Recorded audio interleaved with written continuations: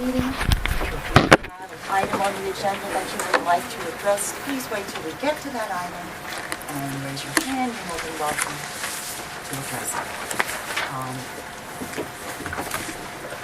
I want to first minutes from the May 2014 meeting. Did everyone have a chance to read through them?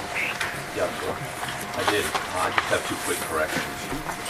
On the page 4, the last full paragraph, about Larry brought up questions about how the waste was handled. I also chimed in on that. I said it's not our role to look how waste is handled. And on page 5, and this is the important one, the third paragraph up, after the extended discussion summarized above, Jim Baggs made a recommendation we should do certain things, and I want to add the word separately. Make a secret recommendation for each parcel separately that is proposed to be included, since the parcels will be considered in separate veg residents. Aside from that, I thought it captured the meeting. Motion with changes. Seconded by Jim. All in favor? Meeting minutes accepted with those changes mentioned on that.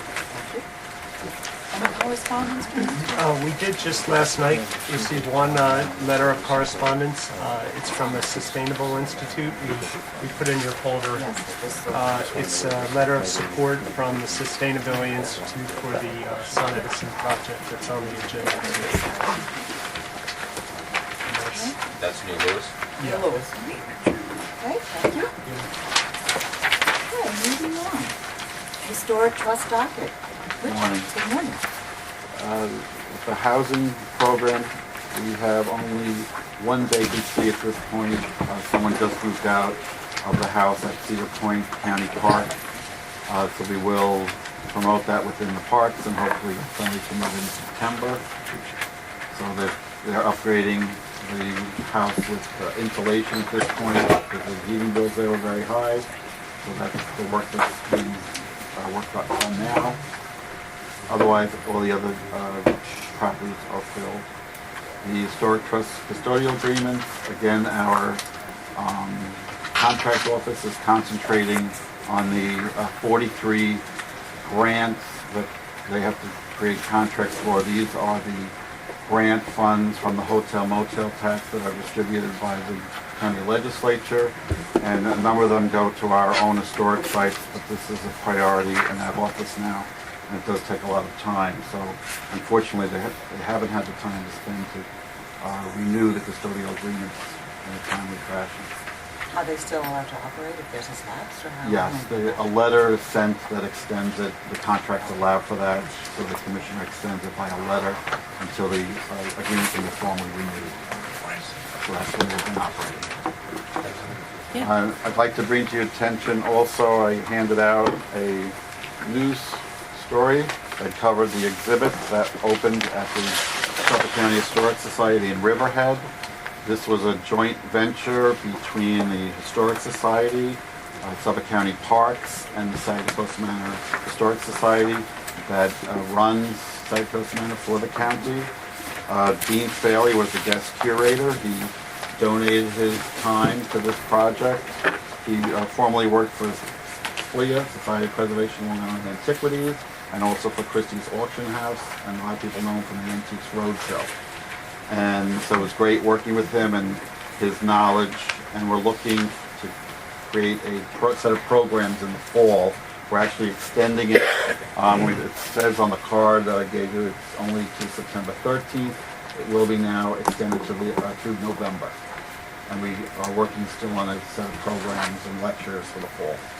So if you haven't been out there, I recommend going to the Historic Society. It gives you a good sense of the history of the site, as well as viewing all the antiques that you need there.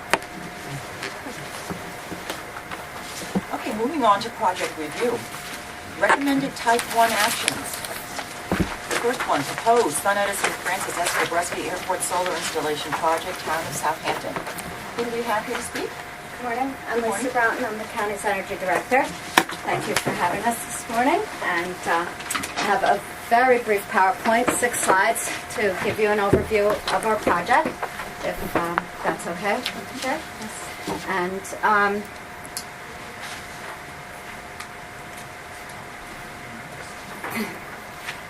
So just briefly, SunEdison has been selected, and Suffolk County with them, to build for LIPA 6 megawatts of AC power. It would be in 2 ground mount arrays located on airport property that is designated as property that is developed or developable. And just to, I know this board is very informed and savvy, but the airport is an industrial use, and while we're cognizant that it's located in the Pine Barrens, this is in the compatible growth area. And so the entire project site out of the 1,000-plus airport is 26 acres. And the way that this works is that LIPA will have a power purchase agreement with SunEdison, that SunEdison must provide the power to LIPA. And then Suffolk County will have a lease agreement with SunEdison, and we will receive lease payments. And in this instance, and I know this isn't the purview of this particular board, but for your information and interest, this is a project that will be worth about $300,000 a year. It's a $6 million project over 20 years, and from Suffolk County in order to lease this property, which I found out at the airport committee is a pretty good rate of return for the land at the airport. The sea keep any of that? Sorry? The sea keep any of that? Yes, of course. So we're dealing with SunEdison. In doing an RFP last fall, we actually set a record with the county's purchasing department. We had about 135 downloads of the RFP. We had national and international interest in this project. We selected SunEdison because, in addition to being a very reputable international company, sorry, I keep hitting the wrong button. They have actually done in megawatts, it's like 446 megawatts, and they showed us that they had worked at New Hampshire's airport where the Air National Guard is located, and for us that was a critical selection point because we're very sensitive already. The few board members who have spoken are concerned about the glint and glare, and I can assure you that this project only goes forward with the FAA, with the glint and glare addressed. There's been a very detailed study that's in final draft form for the FAA, but that is how we came to select SunEdison and how they are our partners in this project going to LIPA together for the feed-in tariff. You may be familiar with the land use plan, and I'm not sure which of these is helpful, if either, to you, but basically I'll just show you that these are the 2 triangles, and we do have a we had what we had as an ideal for the layout for maximizing the solar. We have other pressures. Already the Air Force had pointed out that they have a communication tower that has a signal that bounces, and so in the southern array they saw that we were going to block that, so we've already had to retool somewhat, and so we're coming to you with our best and final optimal, but knowing that we do have to now get everything in line with the FAA, with the airport considerations. But certainly as we go through, we will stay within those triangles that are designated as developable land within this airport plan, and staying within the ratio of the airport plan's developable area. This maybe is a little bit better. I apologize, maybe it's with the lights on, but I think in the EA you are all able to see it more clearly. That's basically where we're going to be located. And our goals and the benefits that we are trying to get from this project are really, without being too much of a wonk, they really are trying to offset some CO2. With a project of this size, we're talking about the equivalent of electricity from about 800 average American homes, and reducing the CO2 by almost 5,500 metric tons. New York State has a renewable portfolio standard, and I don't know if you're aware that they keep coming to Long Island to meet that and to have this goal, because we love to hate LIPA, but they actually do the right thing as far as their solar projects. Some of you may have gotten a few drops on you under the carports. That was LIPA's first foray from 2008, the 50 megawatt project. We are now in the third iteration of a feed-in tariff with LIPA. So this project is for a feed-in tariff that it really encouraged large projects like this one to be taking big chunks of our grid and have it be renewable energy instead of fossil fuel. So that is what we're trying to do.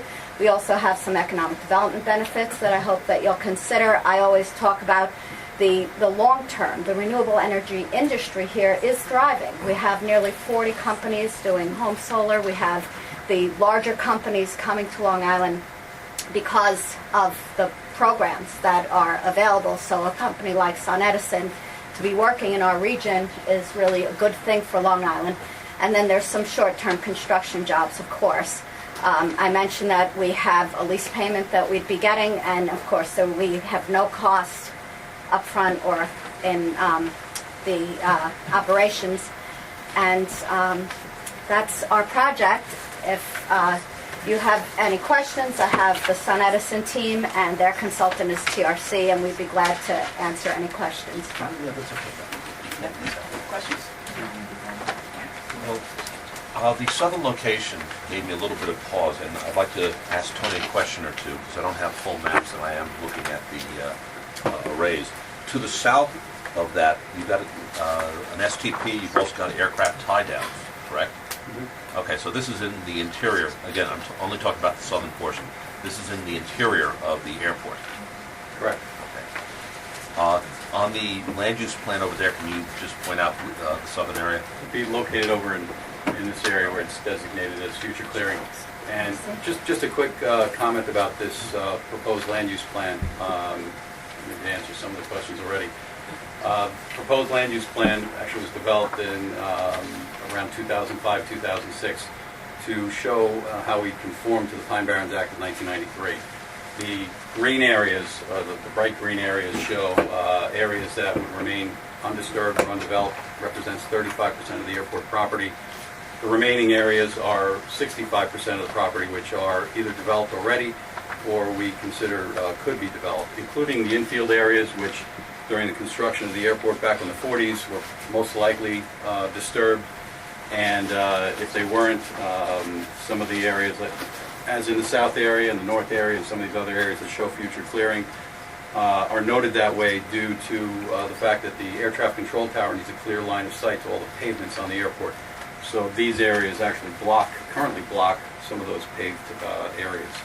We did a clearing project back in 2007 with state funds to clear some of it, but we recognize that a lot of the other areas that are, again, in the infield areas still must be cleared. The south area and the north area, because of those reasons, were identified as good areas for solar, even if the clearing had to be done. Sorry, go ahead, sorry. Yeah, Tony, you said that you can't block the runways. How do these panels, are they going to interfere with the towers viewing of these runways? Well, that all, good question, Jim. That all has to be taken into consideration. As Lisa mentioned, the proposal still has to be reviewed by the FAA. And the maximum height would be 10, the maximum height, mostly it will be lower than 10 feet. And it has to be reviewed underneath by the FAA Correct. as well? Exactly, yeah. And the issues about the 10 feet, that's subject to their review also under FAR, Federal Aviation Regulations, Part 77, because of the height away from the runways, the distance away from the runways and the taxiways, all has to conform to that, in addition to the glare, which, as Lisa mentioned, the glare analysis is somewhat ongoing. I think it's just about finished, but they have to position these so that it doesn't interfere with the sight lines for the control tower as they're looking in that direction, or any pilots that are approaching the airport, either on a final approach or any one of the traffic patterns to the airport. I know this is inside a CEA, okay? But it also is within the compatible growth area, so there's no objections to construction that way. Again, you talked about the 35% set aside, and that's not obviously going to be impacted. But because it is in a CEA, we're always a little more sensitive to some of the construction activities that might happen over there. I know there have been spills in the past in the area. We've looked at some of the remediation and some of the buildings. We've recommended, concrete pads for fueling facilities and things like that. If my memory serves correctly, I don't remember any spills in that in the southern or the northern area. Those were far away from the runway. Is that what you're seeing at this point in time? Nothing on the north side. Over in the northern array, nothing was ever built there. I think there was an antenna maybe back in the 40s over here. But down on the south side, over in this area where the Air National Guard actually currently has a munition site, guns and ammunition are located there. Back in the 60s and 70s, there used to be a fire training pit. I think all airports had them, where they lit fuel and firemen practice putting it out. The remediation was done on that probably in the 80s and 90s, and I've been at the airport for the last 10 years. There hasn't been any remediation since I've been there, but there were monitoring wells that were in place, and they were monitoring, I guess, the condition of the groundwater. Project has since been, I want to say in the last year or so, closed out. The monitoring wells have actually been removed. So there's no active violations or anything like that? No active remediation? And as Right. far as That's the right. construction, I don't know how deeply you want to get Yeah, into you're it, but just know that these are laid on the ground with just pilings going in, and that the trenching is minimal, and it's very much along existing wherever possible, that we already have our electric for the lighting of the airport going. So we expect that construction will be less than 6 months. We are, really It's not going to looking disturb at anything. minimal You're saying. disturbance. I have to ask, this is a type 1 action. I understand that coordination letter has been sent to the town of Southampton for Correct. review. Have we heard back? Has the 30-day period been elapsed? And if not, then technically it's still an open question as to who's lead agency. Because I know the town gets very involved in these things. Yeah, but they're only more in the aquifer aspect. That's not the But- point. No, Mike's not. Yeah, John, go ahead. it is, we did, because it's a disturbance of more than 10 acres, it is a type 1 action. We did send out the coordinated review letters. The date of the letter was, I just checked, June 23rd, it was sent out.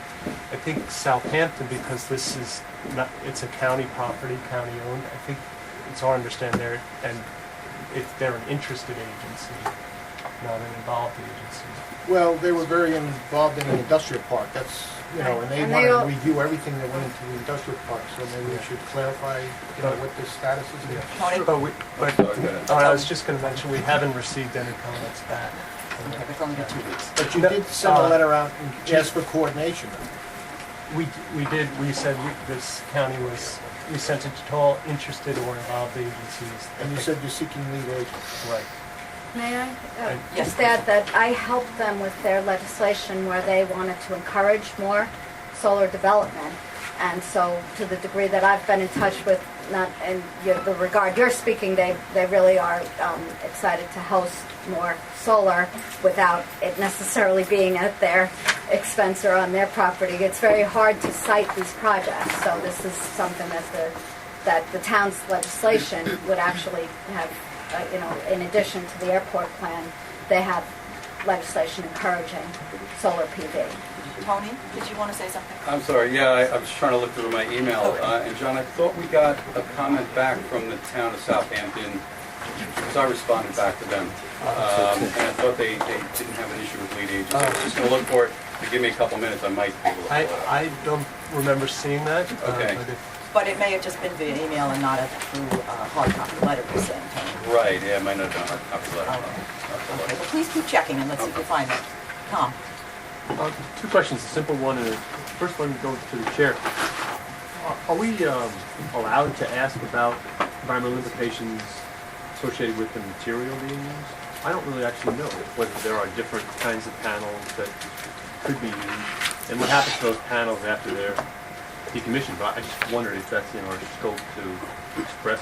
Yes, you can. So the county's lease requires that if the project is decommissioned, if they stop for any reason to transmitting that energy to LIPA, they are required to remove everything, including anything that, was used to anchor, and to bring the site back to the way that they found it. As for the materials, I have anyone on this? What is your question about that? That's what I don't know. Yeah. I was just asking whether there's any. Fluid or hard? Hard. Silicon. They're hard, yeah. Larry? We've asked this question before, considering that child labor in China very often is used to construct these things, and there's lots of toxic issues. We were, in another project we were interested in where the operation is conducted for construction and materials. Manufacturing. Right, so there is no more manufacturing of solar panels in America. That's the unfortunate truth. So these particular panels, I don't know if we know. I know that Sun Edison has manufacturing around the world. I'm not sure if we can pinpoint a country. In Malaysia and in Canada, and we procure from those two places as well as other third parties. With the procurement timeline for a project like this, we don't know where those panels will be coming from, but Sun Edison, I think, they're it can address any issues you have. I don't know what you're finding Okay. for on another project that you were concerned about. Yeah, for the record, just state your name and your affiliation. Sorry, Lori Mazer, and I'm project manager for Sun Edison for this project. Okay, so we don't know. I think that's something a little bit beyond our control at this point, and it's certainly not part of our environmental review for the secret process for this project. It's a great concern because of the child labor, I recognize that, but I think for our purposes today, we have to just kind of keep that off to the side. Okay, any other questions? As a follow-up to that, and then I'll get to the second question. With regard to the decommissioning, you said if it doesn't produce, or if there's a decision to stop producing by Sun Edison, that they would remove everything, including excavation. It seems conceivable that perhaps another vendor could be given the option to. Yeah, so I apologize. I gave you the worst case scenario that, or after 20 years, certainly if this lease ends, then that would be the requirement that they return the site to its original form. But on the plus side, on the positive side, the panels and the equipment are rated for 30 years, and so at that 30-year point, there may be an opportunity at 5-year increments to re-up with LIPA, at which case, at that point, we'd reassess our lease rate. But for $300,000 a year for land that we cannot do anything else with, we might be interested in re-upping that, yeah. Thank you. I guess the last question is, underneath the panels, I believe it said something to the effect of the vegetation that's there will be there in the future. I'm pretty sure we'd like to understand that there won't be herbicides applied to knock down growth around the panels. Sun Edison uses a mowing program, and we Thank usually you. mow twice a year Thank you. to maintain shading on the panels and to maintain the growth around the panel area. Eva? In the decommissioning, there are some sort of safety guidelines in terms of disposal, the deconstruction and disposal, Yes. and that it would not be something that the county would have to face. No, but it is written into the lease very clearly that it has to be disposed of properly, not just disposed of. Yes. Okay, members, is there a motion? Jim? Yes, Tony, because of the issue of lead agency and whether or not Did you you find make a it? determination. I just signed an email. It's from, I'll read it to you. It's Kyle Collins, Town Planning and Development Administrator. And it was last Friday, July 11th. And the subject was EAF on Sun Edison Gabreski Airport Solar Project. Given the scope of the project is within the aviation portion of the airport, it does not require town approval. However, upon reviewing the approving authorities listed in the attached EAF, they didn't see the Pine Barrens Commission listed, and they felt that they should be consulted. That was his comment. We did. We did. Yeah. We did. So if we just get that to the file. Sorry? They just missed Get it. that Yeah, to the they file. missed it. Yes. It's in the file. Can you send that email forwarded to Andy, Freeland, and John? I think I was copied on that, Yeah, right? it- It's in our, Okay. it's in our Do file. have Andy. I'm sorry, it's in our file. So, okay, we haven't heard from the other one. We did just this morning receive a letter from the Pine Barrens saying they had no objection to lead agency. Okay. Do you have any comments with respect to the Yes. project? They do have a number of comments. Please, just Yeah. recite them quickly. We received it this morning, having been able to thoroughly review this, but I think their main comment is that if it's within the approved airport master plan, it doesn't need a review by the Pine Barrens. So that was their major comment. They had a comment about what will happen at the end of the lease to the panels to be Covered that. decommissioned. And this one I haven't had a chance to really get into, but they did have some questions about what the EA was saying about the rare plants on a rare species on the project. And You can just read it, just read what they say. Yeah. Yeah, we got the same thing. let's see. So it says, let's see. Well, I'll read, it says, the NYNHP report in Appendix B indicates the potential presence of rare species and ecological communities on or in the vicinity of the project site. It's a few paragraphs long. Okay. The environmental assessment states the proposed northern solar arrays are located within dwarf pine plains and pitch pine oak health woodland natural communities.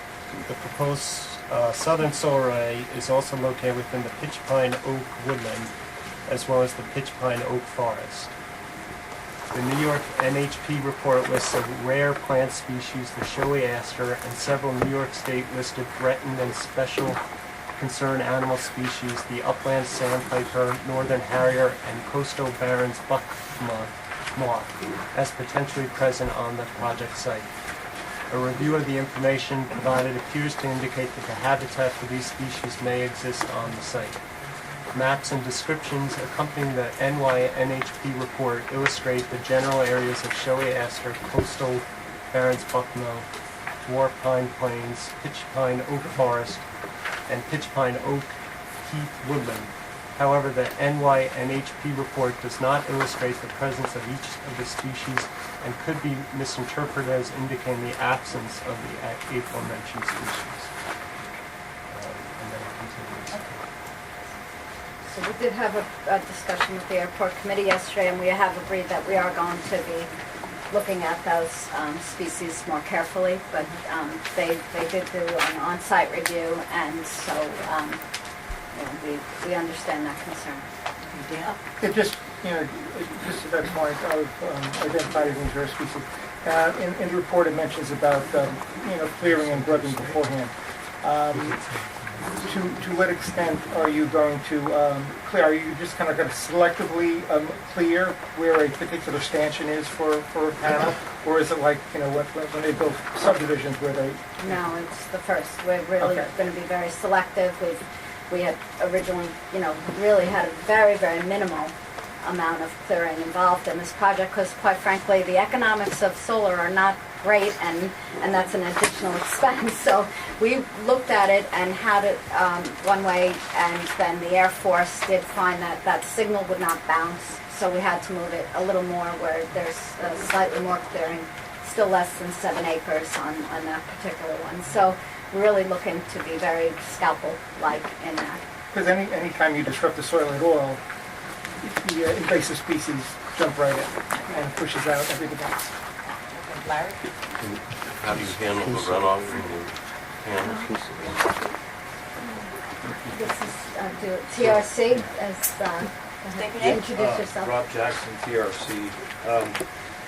Basically, the grades on the site are, it's a pretty flat site, so there won't be substantial runoff, but there'll be a temporary disturbance during construction. So there'll be mitigation measures. There'll be a SWIP filed, stormwater pollution prevention plan that provides recommendations on temporary stabilization measures. And then after construction, the site will be restabilized or revegetated, basically. And And once revegetation occurs, then runoff certainly won't be a concern for that. Tom, did you have your hand up? Well, it seems to me like it is still a concern. Yeah. Where is it going to go on the property? Is it going to run off into roads? Are you going to have retention systems? It'll be a civil engineering design, and right now it's in the planning phase, so there'll be, an engineering analysis that's done pre and there's a before construction scenario, and then there's an after construction scenario, and there's a calculation there that determines how much runoff is produced, and that modeling hasn't been done yet, but once that modeling is done, then, the stormwater pollution prevention plan will be developed in a manner that addresses all concerns according to stormwater runoff. Are we going to get to review that particular plan? The SWIP, the Stormwater Pollution Prevention Plan? No. That's a CIP's, yeah. And the construction company has to be DEC. certified. Okay. That's not our purview at all. Okay. Mike? I've been out to the site on other business, and one, the soils are extremely porous over there. Okay? Extremely porous. I mean, there's no ponding or anything like that. And it's basically flat over there. There's no real runoff potential that I really see. And if they keep it vegetated to hold the soils in place the way they're talking about doing, I think that would basically handle these. There's also a swale, forget, Tony, there's a swale to the east, if I remember correctly, towards, I think it's Quantuck. Anyway, all I know, I do remember this much, there's been no runoff issues in the past that we've seen going off to the creeks to the east. And you're right, it's beach sand out there. We have no issue at all with ponding. What do you remember? I have a question too with respect to, you said that you're going to plant grasses. What grasses are you going to plant? Because the Pine Barrens Commission is very specific as to the types of grasses that should be planted, in the Pine Barrens. It'll typically be native type of grasses. I don't know from those off the top of my head, but during the design phase, we'll certainly put an emphasis on the native grasses and integrate vegetation that matches the existing. Okay, I don't think an emphasis should be put on it. I think it should be stated clearly only native. That should form part of the motion. Yeah. And Tom? To follow up on the species report from the Natural Heritage Program, in the report provided by Sun Edison, they highlight the need to quote, potential on-site and off-site impacts from the project may need to be addressed. And they make that statement on behalf of 2 bird species. And I question how this project would be altered to fulfill that sentence. It says may, so I'm not sure what all we could do about it. I know. With regard to the... We have a response for that. Go ahead, Go Lisa. Yep. Well, no, I think it's two. This is Laura Lefebvre. Laura Sorry, you have to stand up Lefebvre and- from TRC Environmental. Yeah, there's 2 bird species of concern. Grassland species, it's the upland sandpiper and the northern harrier, which the proposed location for the arrays are in shrub, scrub, and forested It's not areas. grassland. So they're outside the grassland, Yeah, I right? think what we're hearing is a confusing report because they're reporting on behalf of the entire Yes. map. And that's really not what the project Oh, is the natural seeking to do. heritage. Yes. Right. Or TRC's writing. Correct. The Yeah. natural heritage is describing Buckmont, which is up in the left There- northwest perimeter on the perimeter. So with regard to what this project is doing, what it could do, I don't see that this is a concern we have to carry That was forward. TRC's opinion. There has been no documented observations of the species on the sites of the proposed solar arrays. As for the trees notice, they also don't lie within the footprints of construction or paths. No, the like trees, the reference trees, communities are within those areas. Not the rare ones. Excuse me? Not the rare ones. The dwarf pine. Yeah, the dwarf Right, pines not are the to the dwarf west. pine. Thank you for Yeah, the that dwarf pine is- observation. Yes. Any other questions? We're okay board there. members? I think we should put in a couple of conditions Well, on all of first, this any when we other get to questions? that. Would someone like to make a motion? Motion type 1, neg deck with certain conditions. I would say stormwater contained on site. Further review the threatened species issue, not for the entire airport, but for the locations that are going to be disturbed. And that we make that, because that language about may gives me a little bit of pause. Well, what would the review entail? Basically saying that there's nothing over there. I mean, to put it bluntly, you've got aircraft tie downs, you've got to the south, you've got an airport runway to the north. I don't think there's going to be Harriers in that area, unless that should be confirmed. They did studies and they had plans for the entire airport when the pine barrens went in there, and they didn't find anywhere any endangered species on the airport site, period. We just confirm that, that's all. Let's be careful about it. So I got the species, I got the runoff. And now the Gloria's runoff, point about the grasses. Yeah, the grasses, Only native grasses. Okay. Second. now I want a clarification. They said about the runoff, you're going to do, what is the plan? You have certain wording for that? Stormwater pollution prevention plan? Water construction. Yeah, it's a SWIP. It's all these. All right. Just contain on site. That's normal. That's standard operating procedure. You don't really have to bring that up in this. Okay? And that's DEC stuff. That's DEC. Let's revise the motion. Strictly, two things. Just repeat them for the record. Okay. Well, contain stormwater on site. Confirm that there are no endangered species on there. That's easy enough to do.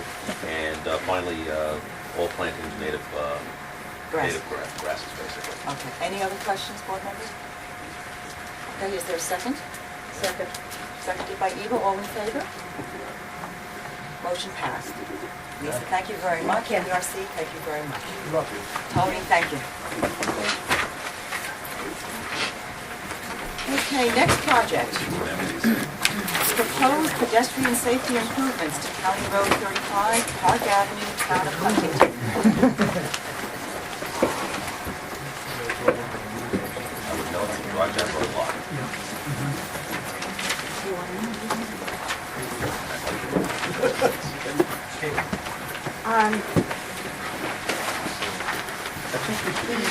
The letter from Steve LeBlanc that I unfortunately left home is not included in the packet that I see. The letter from him to you. It's from Frank Whitcomb. Maybe I didn't see it. And I left my phone. We do have It's a two-page letter. we did receive a letter from Frank Petrone, and it's thanking us for sending them the plans, and it said, please incorporate the following comments into your design. Do we have this? Yes. Is it in this package? It's not in the package. It's not in the package. Would you like a copy?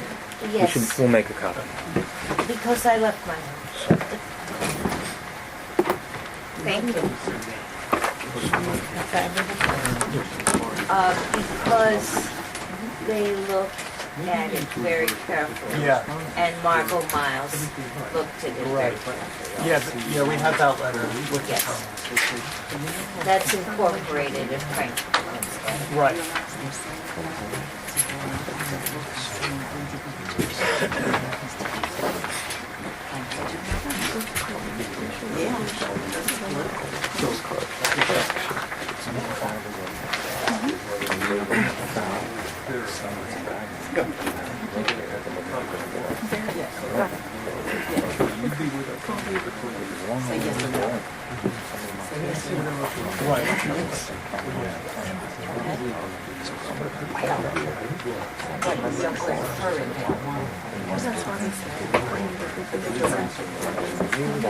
Good morning, please state your name and affiliation. Good morning, my name is Jeff Dawson. I'm a senior civil engineer with the Department of Public Works in the Consultant Management Division. And I'm the project manager of these projects we have before you today. We presented these projects back in October of 2013 to the council. We took your comments, the project was tabled, we took your comments back for consideration. and it took us this long to what we believe thoroughly address them. So to refresh your memory, this is a pedestrian safety improvement project on Park Avenue. It extends from CR 86 Broadway Green Lawn Road in the south to Pulaski Road. That's phase one, we're going to call it, the southern section. The project then extends again from the Long Island Railroad tracks just north of Pulaski and extends to New York State Route 25A in the north. Generally speaking, we're going to be stopping the actual work just north of the Albert Franz Center, I believe it's called, where there's a bus shelter where we're going to extend pedestrian facilities to in the north section. So back in the 2013 meeting, the project was tabled because of a couple of reasons. There was a lack of public outreach, and there was the design wasn't progressed enough to give you guys information. So we've done that. We've addressed both concerns you guys had. The first, concerning public outreach, we sent plans and a project description in the form of a letter to various organizations, as Ms. Squires has recommended. The organizations and the actual letters were included as attachment 3 in the package. They included the Huntington Town Historian, the Town of Huntington Department of Transportation and Traffic Safety. We decided to contact the John Gardner Farm as well. They're in the southern segment. We contacted the Huntington Jewish Center because of the presence of a couple of temples on Park Avenue towards the north, and there's also the Jewish Center itself. We've also contacted Huntington Historical Society and the New York State Office of Parks, Recreation, and Historic Preservation. That was our initial public outreach effort. We received feedback from SHPO, the Parks, that's the acronym for Parks, Historic Preservation and Recreation. I personally spoke with a representative from John Gardner Farm, and we have multiple correspondences back and forth with the town and Steve McGloin. We're going to be taking those comments and that input and addressing it in the design. A lot of the input was what we consider simple, like there's a boulder that was used for people to step up into carriages that's on the north section, and Mr. McGloin asked that we address that on the plan and say it shall not be disturbed, which is a great idea, and I'm glad we found that out. So this is a good thing. In addition, we held a public information meeting on June 25th. We notified the public via variable message signs on the roadways. We also contacted legislators Spencer and Stern's office in an effort to have a more comprehensive public outreach effort. The meeting was held, and for CR 35, thankfully, the public reception of the product was overwhelmingly positive. I've got a couple of comment sheets that we had available to the public to fill out and leave with us, and both of them were overwhelmingly positive. I could leave you copies of that if you'd like. Also present at the meeting was Huntington Highway Superintendent Gunter, and he was in support of the product as well. Your second concern was about the level of completion of the plans. We had an RFP, as you know, for the design, and Kevin Papazian from FST, their firm, won the proposal. They've been progressing the design for about a year and a half now or so, and we've got them to the point where we're fairly comfortable of the details and where the sidewalk and the signal modifications are needed, and those progressed plans were included in the package as attachment 1 and 2. It's important to note that this project is still going to be let in 2 separate phases. The southern section is scheduled for 2015, and the northern section is scheduled for 2016. That's dependent on the adoption of the capital program. So at this point, I'd like to introduce Kevin Papazian again. He's from FST Consulting Engineers, and he can give you details about the project itself. Okay, well, good morning, everybody. Like Jeff mentioned, it's a 2-phase project. It's a southern section, which basically commences at CR 86, which is Broadway. It comes up to Pulaski Road, CR 11. Just like the northern phase, which starts at just right around Broadway, just north of the railroad tracks. That goes all the way up to Route 25A. In the southern section, there is one historical place of significance, which is the Gardner Farm, which we have addressed, and Jeff has indicated he has spoken with them, and we're working out a plan on how we're going to put the sidewalk in front of their farm and how it would not impact them in any way or form. So that's been addressed, and that's on the plans. The whole idea of the project is to emphasize pedestrian safety. The northern section has about 30,000 cars per day. Southern has about 25. And it is the main, I'd say, vein that brings people to Huntington Hospital, Village of Huntington, and the railroad. So it is a pretty congested road as things stand. So the idea is to try to make it safer for pedestrians and vehicles alike. There are some signal improvements. There's 4 proposed signal improvements on the south section at 86, Maplewood, Little Plains, and Pulaski Road. Most of these improvements are related to pedestrian safety, regarding heads and also some timing, some minor striping changes and stuff like that, but all to basically improve the flow of the road and the interface between pedestrians and vehicles. On the northern section, we have some improvements. Well, one thing different on the northern section to the southern section. The northern section will have some asphalt improvements, but it's not changing the road. I mean, it's just basically an overlay and some full-depth asphalt where the road needs some improvements where it's cracking and so forth. And that'll happen between Broadway and Dunlop. We'll also do some signal improvements at 5th, Dunlop, and Route 25, actually no, Woodhull. And basically the same thing like the southern section. It's basically sidewalk and mow strip improvements, including some curbing here and there, and a lot of striping. So the whole idea, the intent of the job is to make so people can walk along Park Avenue in a safe manner. And how they interface with vehicles is not with no one to walk onto the street and stuff like that. Is there any questions or anything? Mike? Yeah, I'm looking at the town of Huntington letter, and it talks about raised islands to slow down traffic, especially at Dunlop. Are you going to be doing that? No. That you really can't do that. I mean, if you know that road, that area, it's the main vein going to Huntington Hospital. You can't have. I mean, the road is what it is. I mean, unfortunately, unless you're going to make it into a major project doing landscaping, which we're not going to do, there's really nothing you can do to change the volume of the road on how it works. It is what it is. It's been there for 100 years, and it's going to stay the way it is. The intent of it, and it's downhill too. Over at Broadway and Park, you do have raised islands over there, But the and there's point, separation of traffic. Yeah, there's separation of traffic there. Actually, there is a raised island. That is 4 lanes. Yeah. And then it merges down. It's a lot of right of way. I mean, if you go farther north, you'll notice there's residents, a lot of historic, and a lot of residents right on the edge of the road. So there's really not much you can do there. You're kind of limited. And the intent is just to improve the right of way. Okay. And if I remember correctly, Dunlop is signalized. Yes, it is. Okay. Joy? but you could do a raised island to slow traffic. We have been working in Huntington on traffic calming devices. Yes, you can. It depends on the volume of the road, though.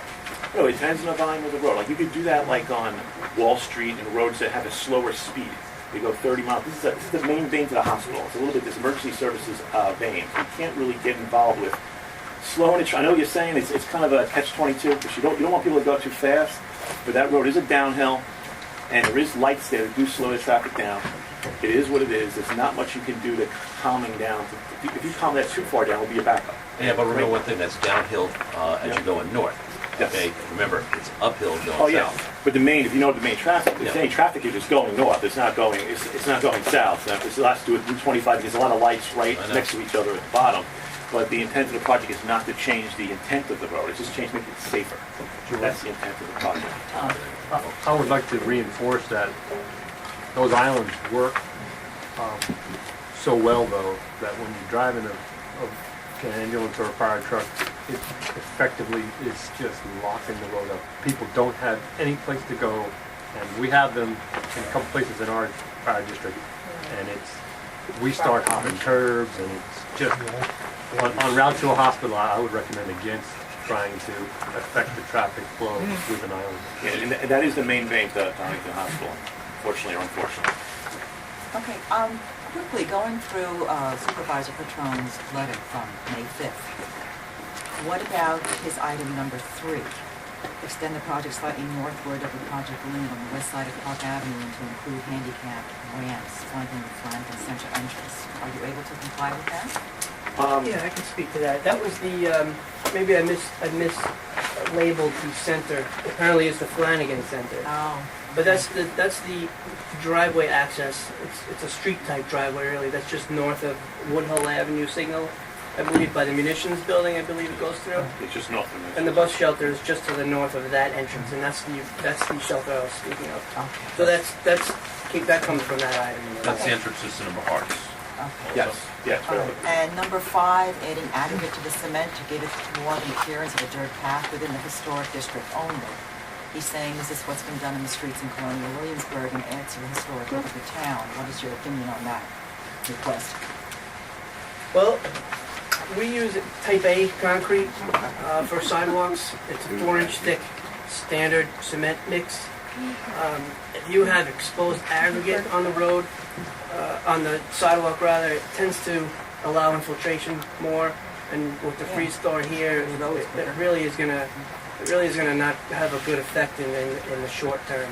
So that would be one of the items, for example, that we would not lean towards. However, we did consider the intent and the purpose of the comment. And Kevin, maybe you could show the. Yeah, one of the ideas was maybe not change the sidewalk, but we could play with the mow strip area, maybe put like a stamped I saw concrete. the photos, and I was wondering what you showed both. Yeah, we could have some brick, possibly like a stamped brick. It looks like a brick with a colonial look. There's brick throughout the village. Yeah. You see, like right now, you see this is like dirt. There's asphalt, and it's not really maintained. This will make it look a little cleaner and easier maintenance, and a little bit more of a historical look at that something. But we'll work with the Historical Society and come up with a resolve to that. But I vote against the notion of locking up even more of the surface with stamped concrete, whatever color you make it, seems... It's creating more impermeable surfaces as far as stormwater. I felt the same. There isn't much there. Well, let's say our preferred options, sidewalk with grass. That's, so you know. So, okay, but we'll work. Somebody has to... Yeah. Yes, I know, and I thought of the maintenance too. But those are, minor issues you can then discuss with the town. Sure. Have you responded to the Supervisor Patron's letter? Is addressing all his concerns, so he's aware of them yet? The letter came from John, Mr. Corral, so I drafted a memo in response to Mr. Patron's concerns to John. We received the May 5th letter as well from Mr. Patron. I believe it was the day of my memo to Mr. Corral. My memo actually addressed concerns that they expressed in a November 19th, 2013 letter from the supervisor's office. But I do have intentions of addressing these comments when we contact them again. Because this was sent in plenty of time. This was sent in May. So I would appreciate if you would respond to the supervisor. Of course. And copy Margot Miles and Steve McGuire. And Margot was what division? Plan. Okay. I'm sorry? You talked about that little strip of grass.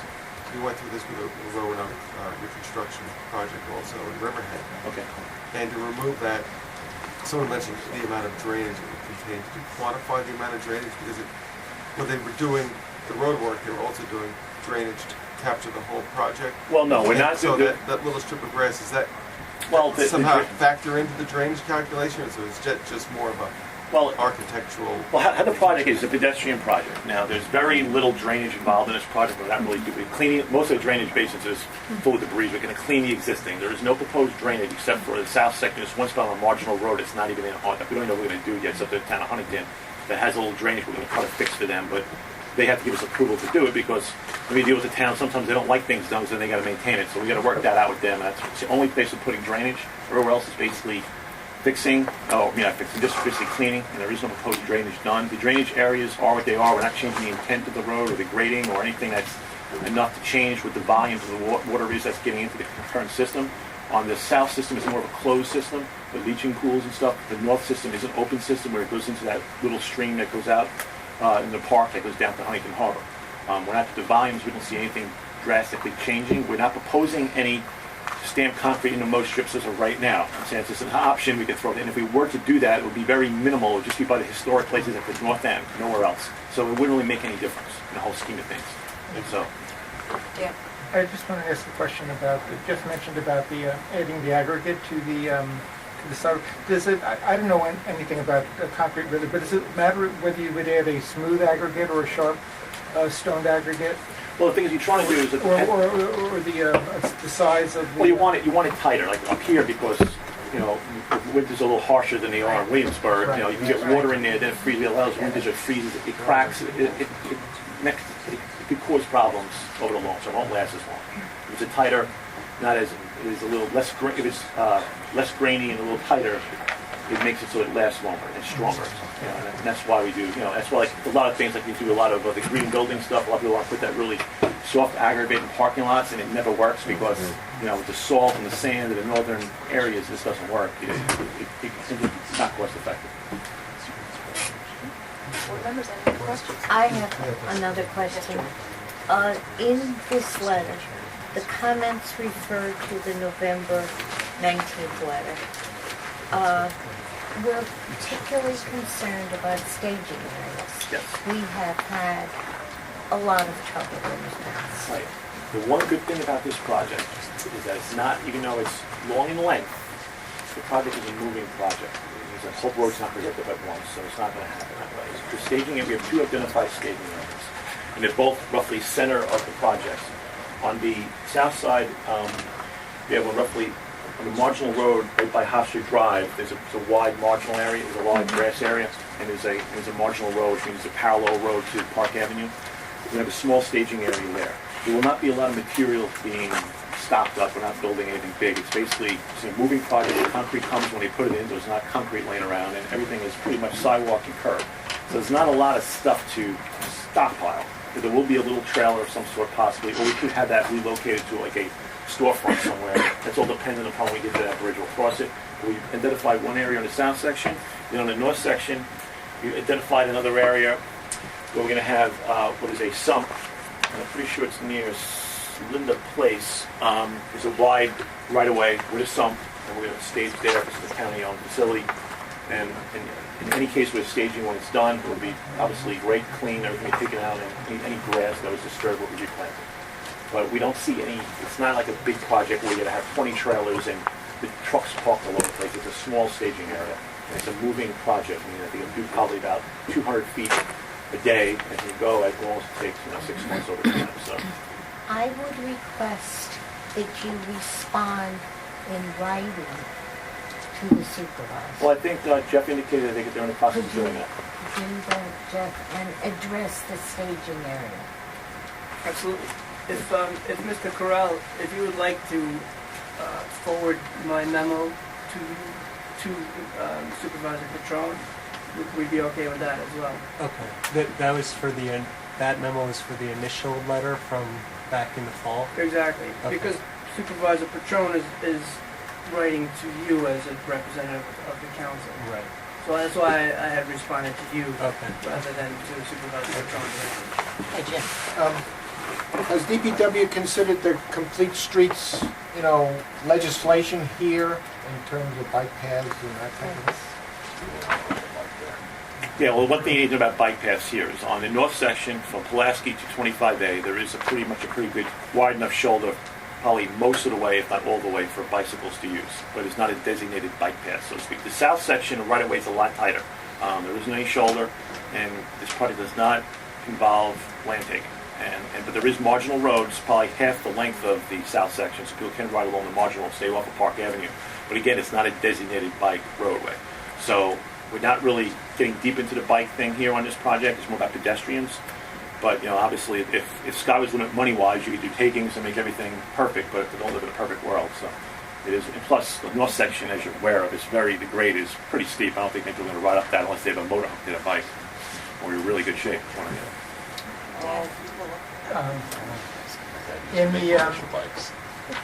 In the report, you said you're going to plant the new trees will be red maples, and it said that they will be watered by rainfall.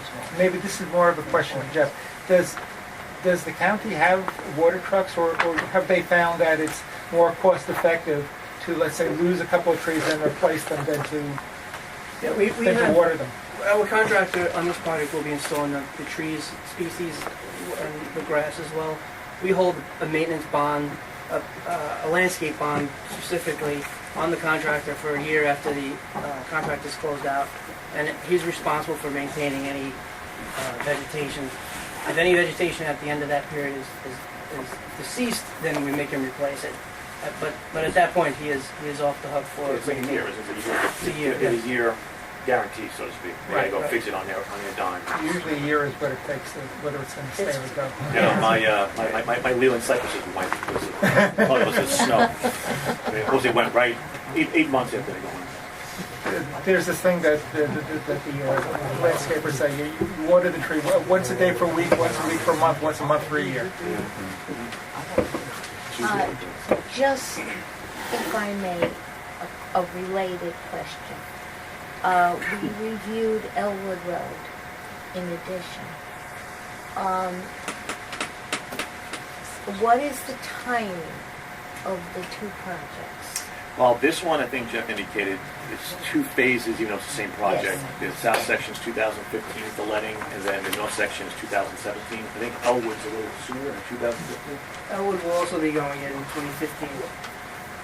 We anticipate being able to get Elwood to the streets or to construction early, March, April.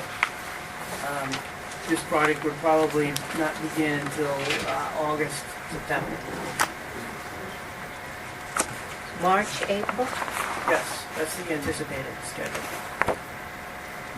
Members of the board, is there a motion? What is it? Type 1. Negative declaration. All right. Okay. Gotta drag it out of this guy. Any other questions by the board? It's okay. Okay. Joy? With the recommendation that responses. Jim? Well, this is not part of the resolution, but Jeff, you mentioned that there was a lot of correspondence from people and you would hand it out. If you could give that to staff to make sure it goes across the street with the EAF and the council's recommendation, I'd appreciate that. It should be part of the package, all those responses, definitely. Yeah, that was included in the package. Okay, all right. I'm sorry, Jim, just to clarify, the public information meeting comments from the public is what you're referring to?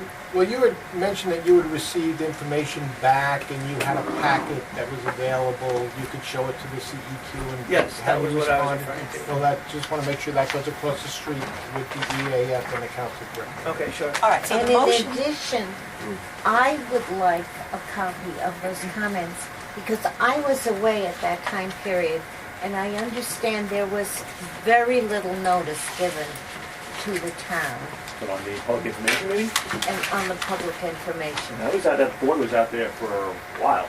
I was contacted by, But a board is, They know about it, by the way. It's not public. yeah, it's not, Right. a board is I mean, a the town board. didn't know, because Pete Gunter was there. Oh, I know, they knew, Okay. but they were notified very soon before the meeting. There was not a couple of weeks. Right, it wasn't an opportunity for the public to know ahead of time to plan to show up, is what Jerry says. So Well, I there was would a lot like, of meetings. I would like, of course, there is a lot of people. There are a lot of people. Well, just so you know, there was I probably... would like a list, a copy of the comments. Oh, thank you so much. Okay, all right, let's get back to the motion. The motion then is, it's a type 1 action, negative declaration, with the provisos that, Jeff, you provide all responses from everybody you sent letters to John, so we have it on file with the EAF. And second, that Supervisor Patrone's letter and all his issues, his May 5th letter, all these issues are identified yea or nay in your response to him and the reasons why you can't do the ones that are needed. And you work with the town to, finalize, et cetera, with your little brick in front of the historic area, with the tree issues if they want to talk about the species, and just further communication with the town of Huntington since this project really affects them. Okay, now is there a second for that motion? Seconded by Mary Ann, all in favor? Motion passed. Thank you. I thank you all. Thank you very much.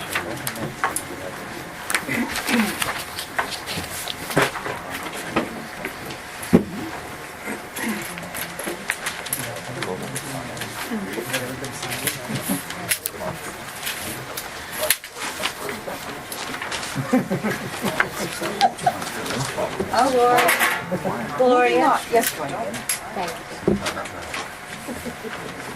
Proposed modification to the vector control and wetlands management long-term plan. Who do we have today to speak?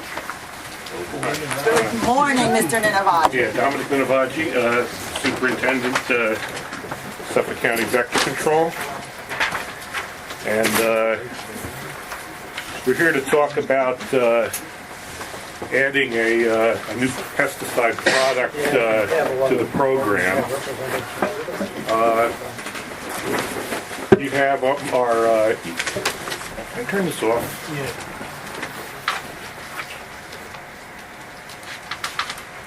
Just throw it on the floor. I don't know, can you?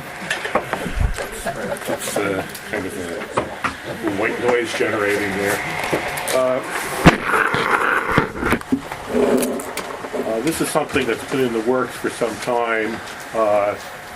As you know, when we did our long-term plan, we evaluated the pesticides in use at the time or that we might be using, given what was registered in the state at the time. And we came up with two primary adulticides we use right now. Two preferred adulticides. One's called Anvil, which the active ingredient is sumetrin, which is a synthetic pyrethroid. And the other product, which has been our frontline product, is called Scourge, which is resmethrin. And these are short duration pyrethroid pesticides. Anvil we've been using primarily in handheld units on Fire Island. Scourge has been our product for truck-mounted applications for fairly large areas and aerial application. Scourge is going off the market. All the resmethrin products are going off the market really next year. And the reason for that is that EPA had some new data requirements to continue the registration of those products, and the manufacturers made a business decision basically that the cost of those studies was not worth the size of the market. Public health pesticides are very, very small parts of the overall pesticide marketplace.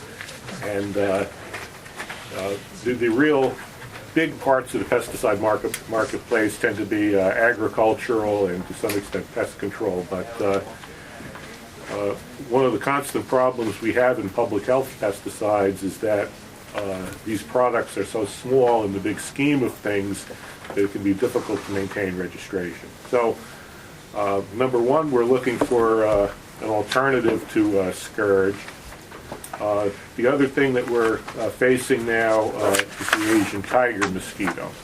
And we've talked about that in the past. This is the mosquito, you've probably seen it in your yard. It's an exotic species that bites in the daytime. It breeds in containers around the house. It's a very difficult species to control because you have all these containers around the home. It's very difficult to get rid of them, and they're constantly turning out. They're a problem in terms of biting because they bite in the daytime. They're difficult to control with adulticides because they tend to be more active in the daytime than at night. And with the type of techniques we use with the ULD aerosol, ultra low volume aerosol in the air, the mosquitoes have to be flying. And when a mosquito that bites in the daytime is less susceptible to this technique. You can get some control, but they are less susceptible. It turns out that there's been some good work done now, particularly in New Jersey and other areas. Clark Mosquito Control and MGK developed a product that is very similar to the Anvil product we use now, but they've added The product is 5% sumetrin, which is what we have in Anvil, and they've added 1% pralethrin. That's not enough pralethrin to kill the mosquitoes outright, but what it does is it stirs them up, gets them up and flying. They call it benign agitation. And by getting the mosquitoes up and flying, you can control mosquitoes that would normally be resting. So for a mosquito that flies in the daytime like the ATM, the Asian tiger mosquito, the product has an advantage. It turns out that districts are using this, particularly in Massachusetts and in other areas in the Northeast. It also has advantages for salt marsh mosquitoes, Aedes sollicitans, because that is also a mosquito that's more active in the day when you stir it up and in the evening hours, and less active in the middle of the night. And this benign agitation also seems to be helpful for that species, which is also a major target. We recognize, though, that since this has a new active ingredient in it, we needed to do additional environmental review and compliance. My original thought was to do this environmental review that we're doing here around this time, with the goal of getting that review accomplished in time for the annual work plan that I have to submit in October for 2015. I've tried to move this up some in terms of using the material, because we have some new problems to deal with. You probably heard that we had a locally transmitted case of dengue in the late part of 2013, which was almost certainly transmitted by the Asian tiger mosquito. We don't think that dengue is going to be a chronic problem here in Suffolk County, because the ATM is not that great a transmitter of dengue compared to Aedes aegypti. But in December of 2013, yet a new problem appeared in the Western Hemisphere, which is a virus called chikungunya. It's similar to dengue in that it's a human to mosquito to human transmission cycle, but this is a virus that you can get very large outbreaks of hundreds, thousands, even hundreds of thousands of cases vectored by the ATM. So this is of concern to us because it's shown up in the Caribbean basin. When last I looked, and this number keeps on going up, there are over 250,000 cases there. There's local transmission on the Caribbean islands, basically from the Virgin Islands down through Martinique.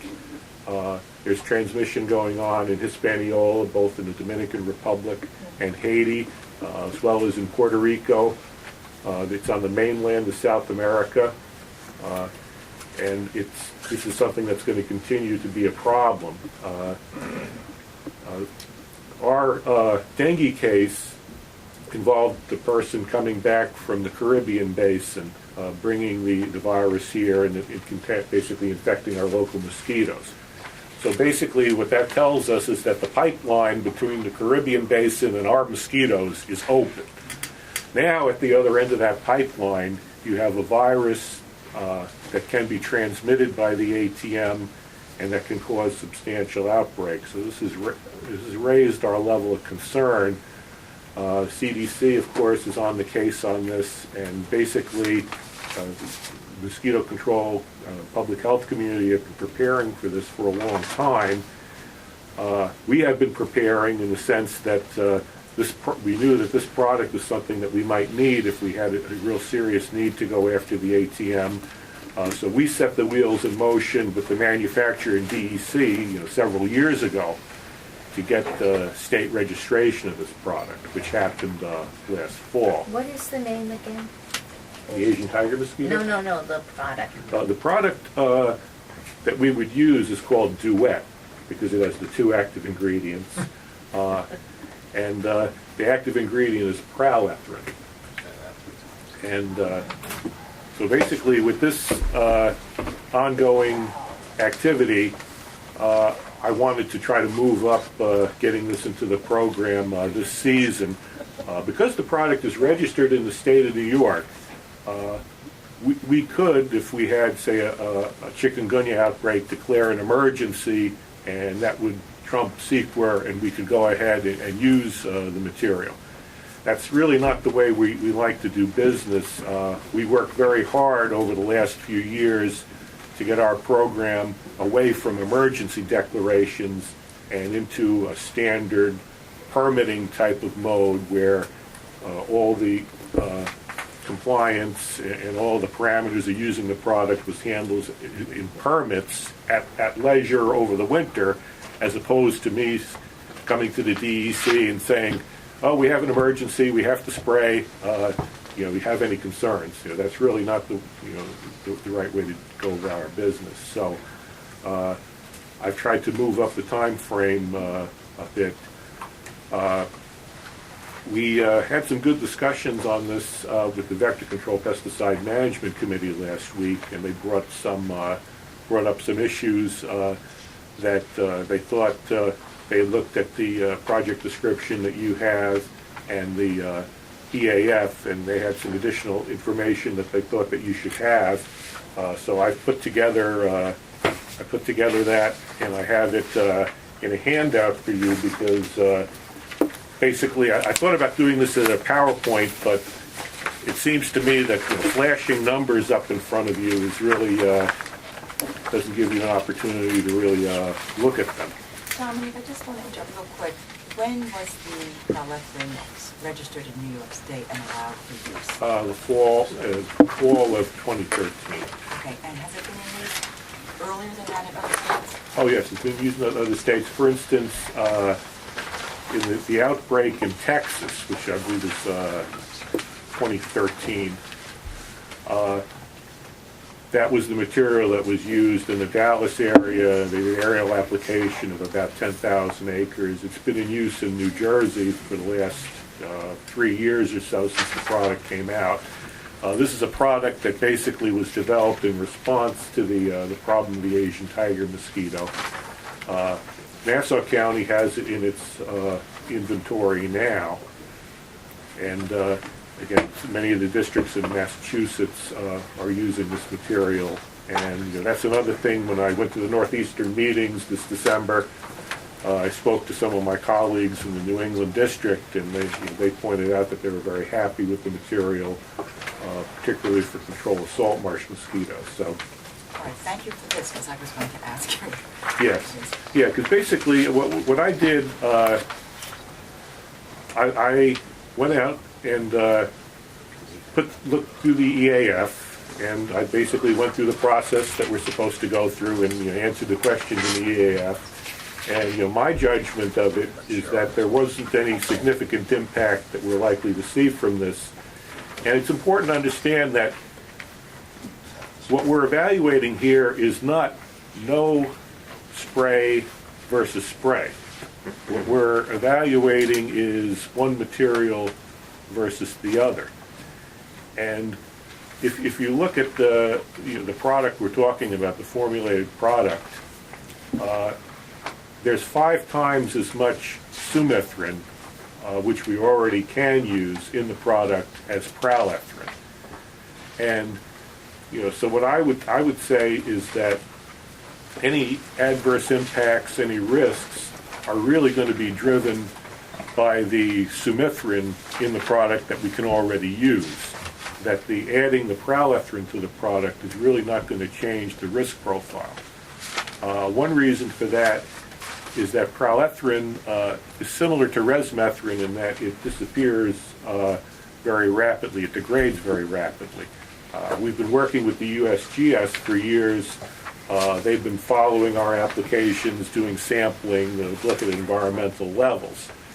And when we told them that we're considering using pralethrin, they looked into possibly adding that into the things that they test for and evaluate. And they basically threw up their hands and said, this stuff disappears so rapidly, we're never going to detect this. So there's really no point in adding it to our program.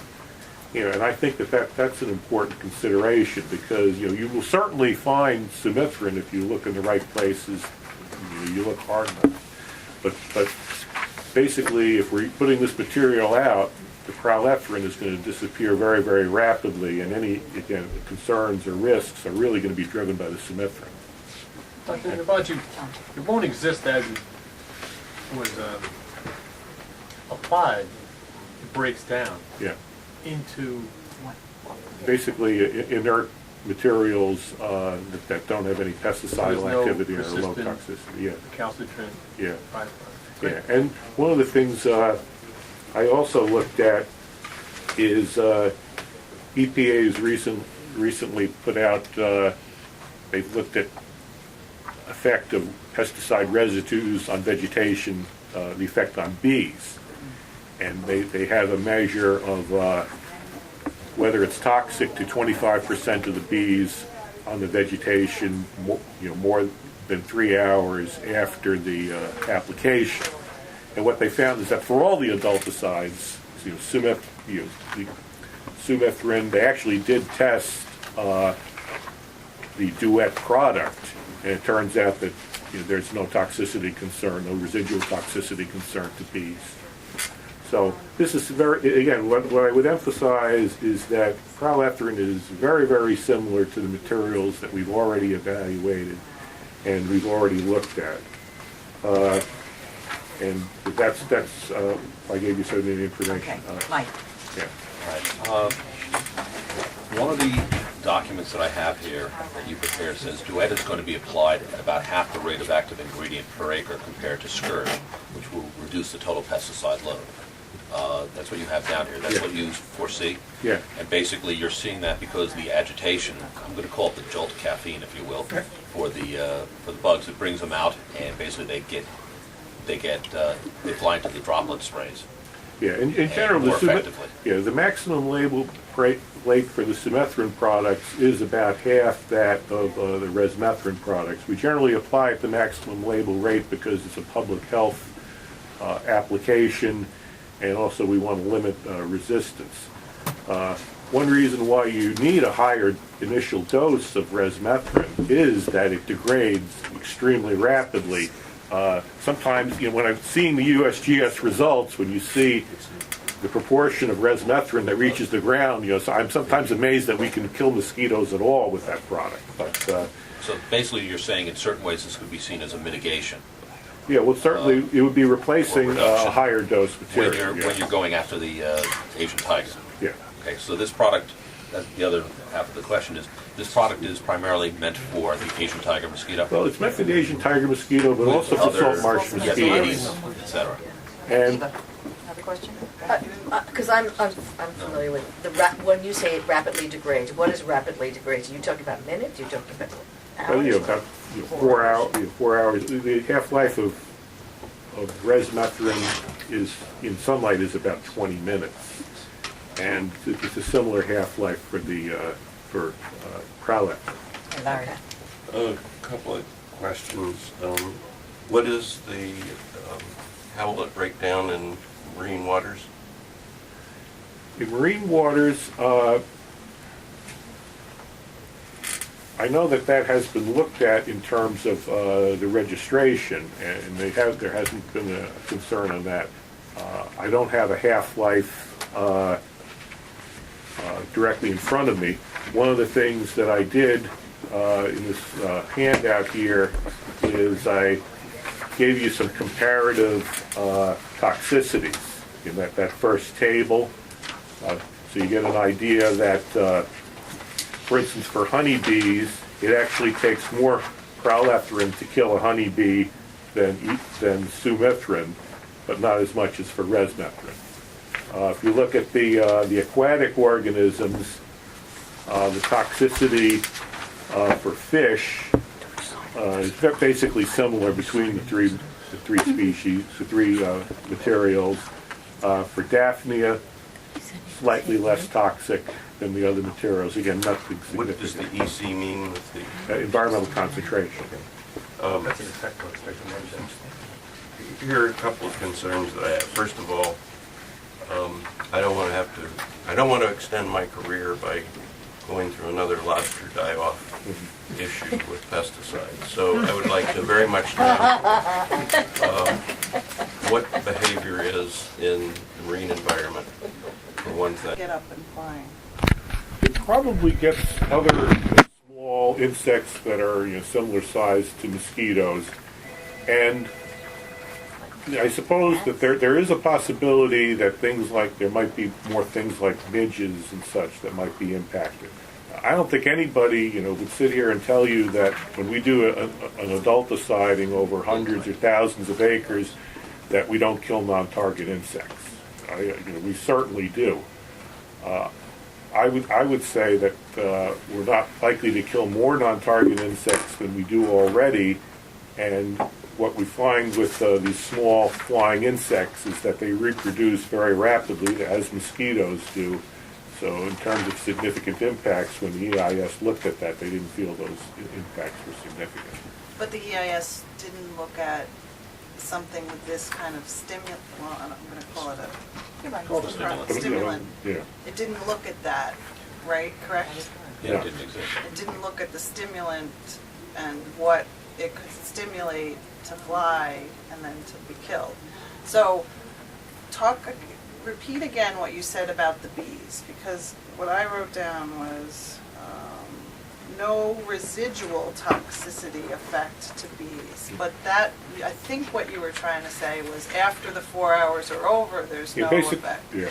Or does it stimulate bees to fly, and will they be killed? Well, we apply these materials at night, and one of the reasons why we do that is so the bees are in their hives and are not exposed to the material. Will the stimulant get them out of their hives? I don't know if that's been studied or not, but there hasn't been any kind of report of bee kills resulting from this material. Okay, Mike. Addressing something Kara just brought up, you got to look at the EIS that was prepared and the vector control plan that was prepared in 2007 as a moment in time, but with certain precautions built in. We had certain chemicals that were being used. We had certain criteria that were being looked at. The plan itself contained certain criteria for looking at future chemicals, and that was taken from the SECA regulations in 617, and also it's stuff that the CEQ insisted that be included in there. So basically new chemicals, new pesticides and things like that that were not contemplated or did not exist back in 2007, they require a SECA review, and that's what we're doing here today. Okay, and I went through this last week when we were looking at this particular language. So we're doing the SECA review here. After that, the question under SECA each time is what is the impact, what is the toxicity, what is the mitigation, okay? Then you also look, obviously, at the adverse impacts, if there are any, and you also SECA says basically you have to balance those different issues. If you see that it can be mitigated, if you see that it can be balanced, if you see that there's no impacts, then it's a neg deck. If you see that there are large impacts from it, if you see that the mitigation or the balancing is not sufficient, then it becomes a pos deck. So that's basically the criteria that we're looking at. So in answering Kara at this point in time, yeah, the chemical that they're talking about adding, prelethrin, if I'm saying it properly, yeah, it was not contemplated way back when, okay, last decade. But that's exactly what we're here to deal with today. Okay, so that's the first issue. So we're getting a briefing on it at this point in time. I'd like to point out a couple of issues with this. One, according to what Dominic is saying, according to the paperwork that has been presented to the committee, this particular chemical in the concentration that it's being used at is effectively not acting as a pesticide, even though it is a pesticide, but it's not acting as one. It's acting as a agitator. So in that sense, it's almost like a synergy, making certain other aspects of the chemicals that are already being used just more effective. Effectiveness, that can be an issue, but we have a pretty good idea how sumethrin and resmethrin work, and even if they're made a little bit more effective, I don't know that they're going to have the adverse impact. They're going to have basically a beneficial impact in terms of attacking the target the target species that we're looking for. So that's one issue. The second issue is the fact that, again, in some of the paperwork here, it looks like we're going to be able to reduce usage of this Duet product as opposed to the Scourge that is normally used. Third off, we do have a problem with the ATM. I was in head of the harbor recently, and it turned out there were a lot of ATMs up there come dusk. And I know ATMs are primarily daylight flyers, but come dusk they were nailing us pretty nicely. The place I was at had bottles of off all over the place. So there is a problem out there that this is supposed to be. I'm sorry? Okay. There is a problem out there. So I'm basically seeing this as a balancing test is where I'm going at this point in time. Again, I see reduction. I see in terms of the overall chemical with some restrictions. So that's a good thing. I see rapid breakdown on this at this point in time. I'm not sure about how far adverse impacts go, but you've seen this in the literature and news reports and things like that. The ATM is a real threat. It is out there. There are parts of this county where it has attacked people like you wouldn't believe. Unfortunately, it's not everywhere. So I'm basically looking at this as a balancing act. Am I in love with it? No, I don't like any of these pesticides. But, we live in a real world. And sometimes, at least in my opinion, this is what I'm seeing. And again, I'm not seeing the teragenic giant adverse impacts at this point in time. One more thing. So the Duet product contained, you said 5% Sumethrin. What did the Scourge have, and how do you compare? Don't compare percentages, but amount that we'll be applying. I just happened to have prepared a table for that. If you look at the back page, that middle table, those are the actual field rates in terms of pounds per acre, so that you can make an apples to apples comparison. And basically, what you'll see is that the dose of Sumethrin is the same in terms of pounds per acre for both Duet and Anvil. Anvil's the one Anvil's the one that's currently in the program. If you look at... But would we continue to use the Anvil? We would use that. Right now, we use that. It's a very small use on Fire Island. When Scourge goes away, we will have to use that on a larger scale if we don't have Duet, because we'll have to have something else for the trucks and for the helicopter. But Scourge didn't contain Sumethrin. No, it contains resmethrin. Resmethrin. And if you look at the table there, you'll see that the dose per acre is approximately double the dose per acre for Sumethrin. You'll also notice that all these products contain PBO, piperonil butoxide, which is a synergist. And Scourge uses a lot more PBO than the Sumethrin products. In the Sumethrin products, there's a 1-to-1 ratio between the Sumethrin and the PBO. For Scourge, it's a 1-to-3, 1 part resmethrin, 3 parts PBO. So basically, we'll be reducing the amount of PBO going into the environment. And just say what PBO is again? It's piperonil butoxide. It's a synergist. Basically, what it does is that it blocks some of the pathways that allow insects to detoxify pyrethroids. So it basically multiplies, it increases the toxicity of the pyrethroid. Okay, Tom? Thank you. I'd like to get us out of this discussion about agent A versus B versus C, because I think if we leave it there, we'll make a decision that'll probably be what you're anticipating, and you can go forward and do the protective stuff you have to do. I would like to find out whether it's more important for us to allow you to reset the GEIS that we're supplementing. Because what you've really done today is describe not just the risks of a new agent versus an old agent, and there are LC50s and EC50s, which you should do, and thanks for doing that. It was obviously the question that we were led to. But from a risk assessment point of view, what you really did first in text was to say, yeah, there's some chemical stuff that we can debate.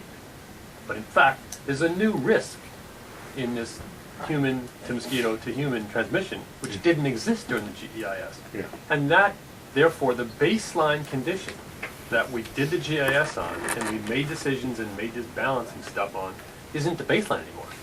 Now we have toxicity and carcinogenicity of an agent and a very low 10 to the minus I don't know what frequency that might happen. Somebody might get sick and that would be a problem. And now we have a different agent and they might get sick at a lesser degree. Plus the fact that they might get a transmission. Yeah. That plus up is part of the new baseline. And I think that's worth allowing you to insert at the right time and the right pace so that the GEIS I've thought about that. Our criteria for making a decision to apply any adulticide are not going to change, other than emergency response to chikungunya, which it may not happen in the next 10 years. There's no way of knowing that. Well, the slope and the progression eastward and the temperature upward says that it is. Yeah, I mean, the fortunate thing is that there's a fundamental difference between West Nile virus and either chikungunya or dengue, in that West Nile virus has an enzootic cycle. It has the cycle in birds and mosquitoes, and that's where the prime activity is, and that's why you see West Nile detections, every single year since it arrived here. Dengue and chikungunya are going to be very episodic. They're not going to be able to survive the winter here once the human to mosquito to human cycle is interrupted. So that's going to be a very episodic thing. As far as, but the criteria, for instance, we don't think that there's going to be a big role in controlling the ATM with this material in the absence of disease, because what we find and what others have found with the Asian tiger mosquito is that single applications of adulticide don't really do much for more than a day or two, because this mosquito is constantly turning out new ones. So, for instance, which is very different from the salt marsh mosquito. When we get high numbers of salt marsh mosquitoes, it's from a brood that basically came out all at once. So when you go out and if you have a successful adulticide and you sweep the area of the adult salt marsh mosquitoes, you're going to be very effective, because new ones aren't coming in right away. You'll have a couple of weeks of very low numbers. So it's effective. It's worth doing. If you just have high numbers of ATMs, even if you kill every single one of the flying adults in a day or so, there's going to be more coming out. And what the New Jersey programs, for instance, are finding, if you really want to bring them down, you actually have to go every couple of days, 2 or 3 times, plus larviciding, plus going out into the community to really bring ATM numbers down. On the other hand, from a disease response point of view, you don't necessarily have to suppress the numbers for a long time. What you're trying to do is, if you've got infected mosquitoes flying, you want to kill off those infected mosquitoes and stop transmission. And the new mosquitoes that are coming out, they'll still be biting people, but they'll be new mosquitoes. They won't have pathogens in them. So it's worthwhile. It's worthwhile controlling tiger mosquitoes if there's a pathogen threat with adulticides. It's really not worthwhile if they're just out there biting. So Dominic, you're saying that in addition to them being active in daylight, which is quite different from typical mosquitoes on Long Island, they also don't breed in a brood form the way the others do. So they're constantly just breeding. Yeah, they're constantly coming out. That's one of the big differences between the salt marsh mosquitoes and the tiger mosquitoes. And it's one reason why they're so difficult to deal with, because it's hard to find where they're coming from. See, salt marsh mosquitoes, as big a problem as they are, you know exactly where they're coming from, and you know exactly where you need to do your larviciding, your water management, and you can be really, really effective. In New Jersey, there was a sponsored study. They spent several $1 million looking on area-wide control of the Asian tiger mosquito, and the result was a long list of things that don't work. That what really works, and what does work, is an extremely intensive combined effort of larval control, community sanitation, and adulticiding, which is basically cost prohibitive on a large scale. So is part of your answer to my question about the baseline for the GEIS, I was trying to determine whether it was worthwhile to reestablish that so we had a more compelling baseline. I think what you're saying is, due to life histories and cycling, what is probably more tactical and wise would be for you to deal with this risk in that emergency response mode. Well, That's if we really what had- you've described these moments, you have to detect it and hop on it, and you're really only going to be able to happen then. So given that cycle of response, is then the GIS going to be able to just sit and keep being effective overall as the overarching document? I think the key thing is that I think that the risks and the associated with using Duet are basically going to be driven by the Sumithrin that's in it, because there's 5 times as much Sumithrin as Prolethrin, and it's more persistent. So basically, the evaluations that we did with Sumithrin are basically going to apply to this combined product because it's such a small amount. And if we were going to step up and loosen our criteria to apply more frequently, then I would agree that changes the underlying assumptions. But I would continue to use the same criteria for adulticiding. We might decide, for instance, if we have West Nile virus in an area. Right now, we would go in with Anvil.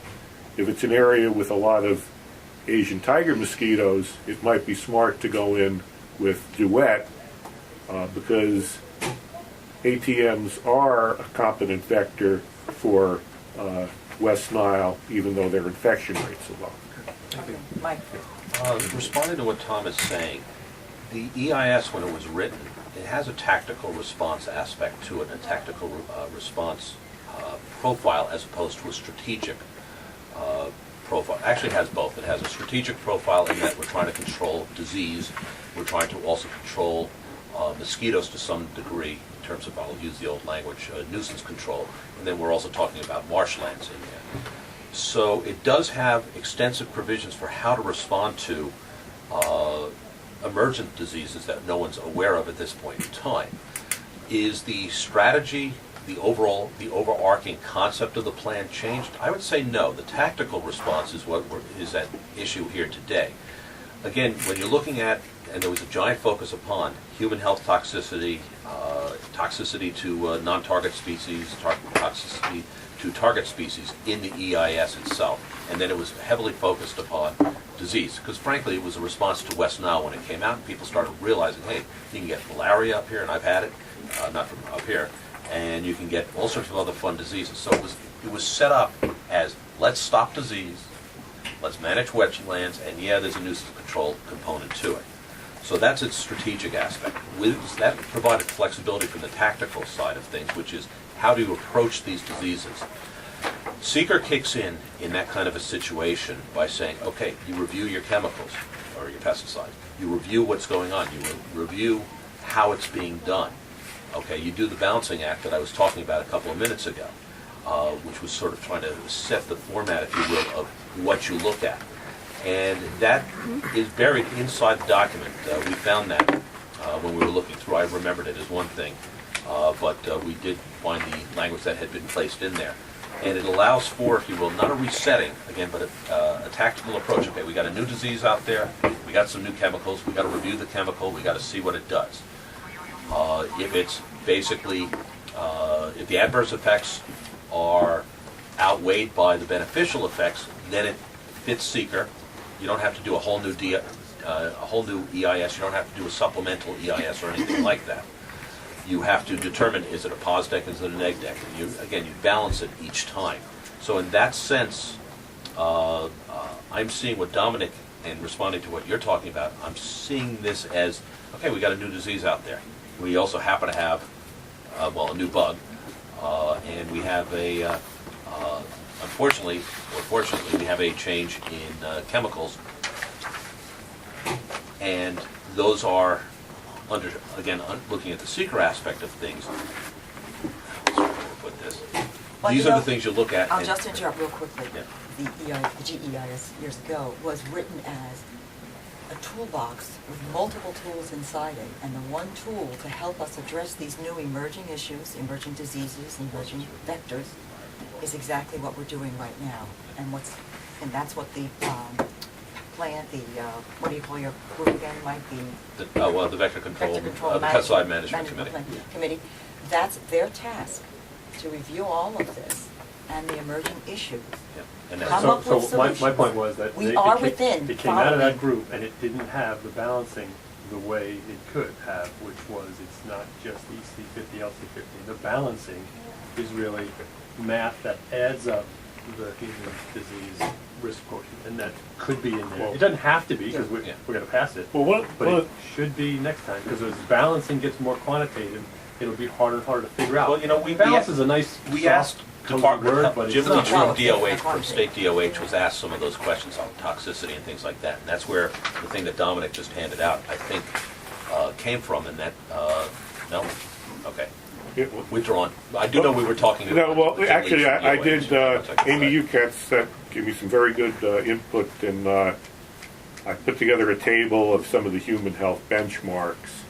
But in terms of human health, basically, all these materials have similar low risks to human health, and it would be really hard to determine one from the other. But I think one of the human health aspects we should look at is if you can apply this material later on in the evening and still control the species you want to get at. For instance, with salt marsh mosquitoes, you really have a relatively short time window around dusk, and people tend to still be out and about. If you can push that time window later on at night, there should be fewer people outdoors, less exposure of people to the pesticide, which I think is a wise thing. Okay, Larry. Yeah. Looking at the table you were just referring to a few minutes ago with regard to pounds per acre, from what I just heard you say, that we should be looking at this in terms of pounds per acre per year, and that this number would go up somewhat compared to, because you're going to spray more often. No, I don't think we're going to use the same criteria for spray, so I don't think that we're necessarily going to spray the same criteria. The decision, the criteria for deciding to spray are going to be the same. So adding this active to the program does not mean that there's going to be additional spraying associated with it. You've actually implied that it's more effective, so you'll likely trigger less. Well, yeah, but Larry said you didn't say no changes, but it said not increase. one would hope. But one of the things that another reason why I would certainly like to get this material out there is whenever you add a new material to your program, you need to do things like droplet sizes, calibration, how well is this, this material going to work, with your particular equipment and your particular situation. I would much rather that the first time we use this product, it's a truck-mounted operation in Mastic Beach for salt marsh mosquitoes, then we've got people getting sick, we have to kill these mosquitoes right now, let's hope the darn stuff works. So, that's part of my decision making. It was the part of my thought process in trying to get this into the program. Larry, you had a question? Continuing, you just also mentioned that you didn't think there was a public health, human health issue with regard to this, but we also have to keep in mind we're concerned about ecological health. Oh, yeah, yeah. And, you know, the bees were raised and behavior in marine waters or even fresh water are raised. So it seems to me that there are some issues that need to be resolved before we just blindly go ahead and Well, I think and accept it. I think the ecotoxicity of this product is really going to be driven by the sumetrin, because there's 5 times as much sumetrin as pralethrin, and sumetrin is more persistent. For instance, you know, we know we can, you know, USGS, you know, feels that they won't be able to detect the pralethrin post-spray. They don't even want to try. We know you can find sumetrin in water, you know, after a ULV application. I mean, we've done the work. You know, we put out the pans of water, we found the sumetrin in it. So, you know, we know that happens. Fortunately, the concentrations are extremely low. As we went through in EIS, they're below ecological concerns. The protective measures that we use now for resmethrin and sumetrin in terms of ULV application, buffer zones, air spray control systems, you know, all those things, you know, would continue to be in place because, you know, again, you know, you've got a big hammer and a little hammer in terms of the sumetrin and the pralethrin. What you need to be concerned about is the big hammer, the sumetrin. I think not as much as the pralethrin. I mean, if we're worried about marine organisms, we need to be protecting them from the sumetrin in the product, not so much from the pralethrin. That's actually where I want to go for a second. The ATM is primarily an upland species or an inland species. It doesn't really breed in the salt marshes, from what I understand. What would be the impact if this product was not used on the salt marshes, that it was just used basically inland? What would be the impact upon your program? Well, I think we would miss an opportunity. But one of the things also you have to keep in mind is that before we can go ahead and apply this, you can't apply near salt marshes without also applying near freshwater wetlands. And for instance, we have a permit under the Freshwater Wetlands Act for our adulticiding in the southern Brookhaven area, which is our prime salt marsh area.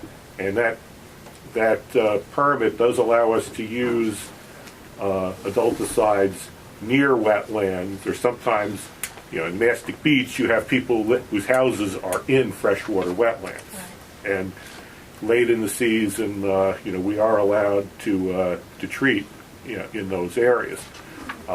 We would not be able to use the Duet product in these wetland situations until we get our permit modified by DEC, you know, absent an emergency. Yeah, but in terms of control of these bugs, okay, in terms of control of the ATM at this point in time, do you see them as an inland issue or a coastal issue? It's generally an inland issue, although what you find is you have wetland considerations, mostly freshwater wetlands. Yeah, I'm talking saltwater only. Yeah, salt marsh, even when we're applying for West Nile virus or Eastern virus, our applications in salt marshes are limited to the upper margin of the salt marsh. You know, there's no need to go out and cover the entire salt marsh with upland patents versus saltwater. Basically, salt marsh mosquito adults you find in what's called the ecotone, that boundary between the salt marsh and the high marsh. The wood line. If you look at the wood line, that's where you find the adult mosquitoes that you need to control. And again, we have our control systems that those are the areas that we target. So again, like, those are some of the protective measures that we take, to minimize any impact and to minimize any introduction of pesticide into the water. Not to mention that the ULV technique itself has very minimal deposition, and we've measured this, and you can find that a very small percentage of the material you put out One gets last to water. question on that aspect then.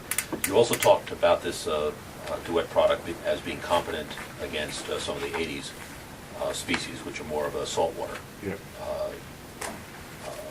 mosquito.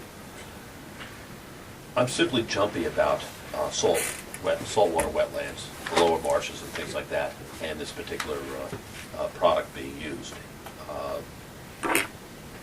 Again, that's why I'm asking you, what would be the impact upon your program if you did not use duet against 80s? Well, if we didn't use duet, we would use anvil, and exactly the same amount of sumethrin, would be applied as if we were applying duet, and the same rules would apply. But of course, again, you have to keep in mind, the rules we operate under already take protection of marine resources into consideration, and there already takes it into concern in terms of buffer areas, avoiding direct application to water. All those things are in place, and they would have to be in place because, again, I think the concern is still the sumethrin. Okay, Jim. I have a question, Dominic, and this is just to answer my curiosity here, is the DEC has approved this, and DEC is subject to secret. What did DEC determine from an environmental impact point of view on impacts on ecology in terms of the use of this material? Well, when they register a product, they look at all the ramifications, and they basically made a determination that it met their standards for registration. I don't know. I don't think that they do CEQA for every individual product. I think it's more programmatic. But certainly those things are looked at as part of the overall package. And again, one reason, basically, I think the reason that this was registered in New York is the manufacturer was interested, but we basically were very supportive with DEC. We communicated to DEC the need for the material, and the DEC looked at it in their usual process, and they basically agreed that there was no significant problem with this versus the other adulticides. If I could, I think there's a distinction there. I think part of what happens in the state's review is a registration which forces some of the testing that you need to figure out what to consider when you actually try to apply for a permit to do something. So CEQA is the agent plus its exposure, rates, and uptake and such. At the first step, the state wants to get the producer, the manufacturer, to do the right test so that you can juggle. Well, what do we know about air? What do we know about inhalation? What do we know about skin, dermal exposure? That's what the first level of registration does for you.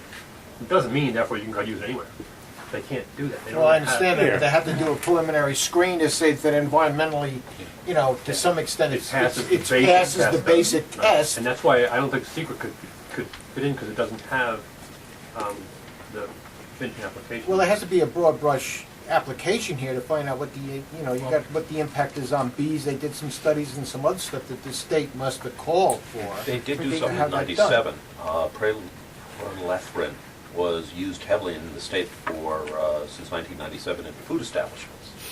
Okay, so it's got something, some sort of review obviously was done to allow that to be done, because that's your higher standard right there. Yeah, it's interesting. Prelethrin is actually one of those materials that's registered for use in food establishments, and typically the reason that they allow a pesticide to be used in a food establishment is because of this rapid degradation. It's the same with methadone. One of the things, in food storage. Yeah, that also occurred to me about the question of bees. You can use ULV materials that will definitely kill bees.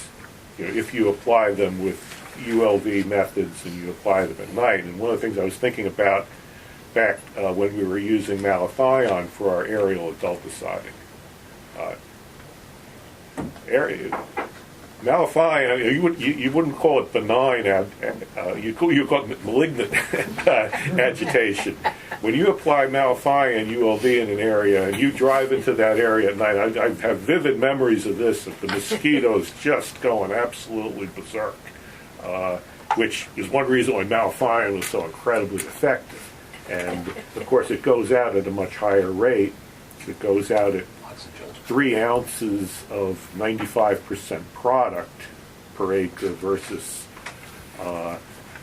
6/10 of an ounce of 10% product. It goes at much higher doses, and you can still apply malathion ULD at those very high rates, very hot product, and not kill bees in their hives.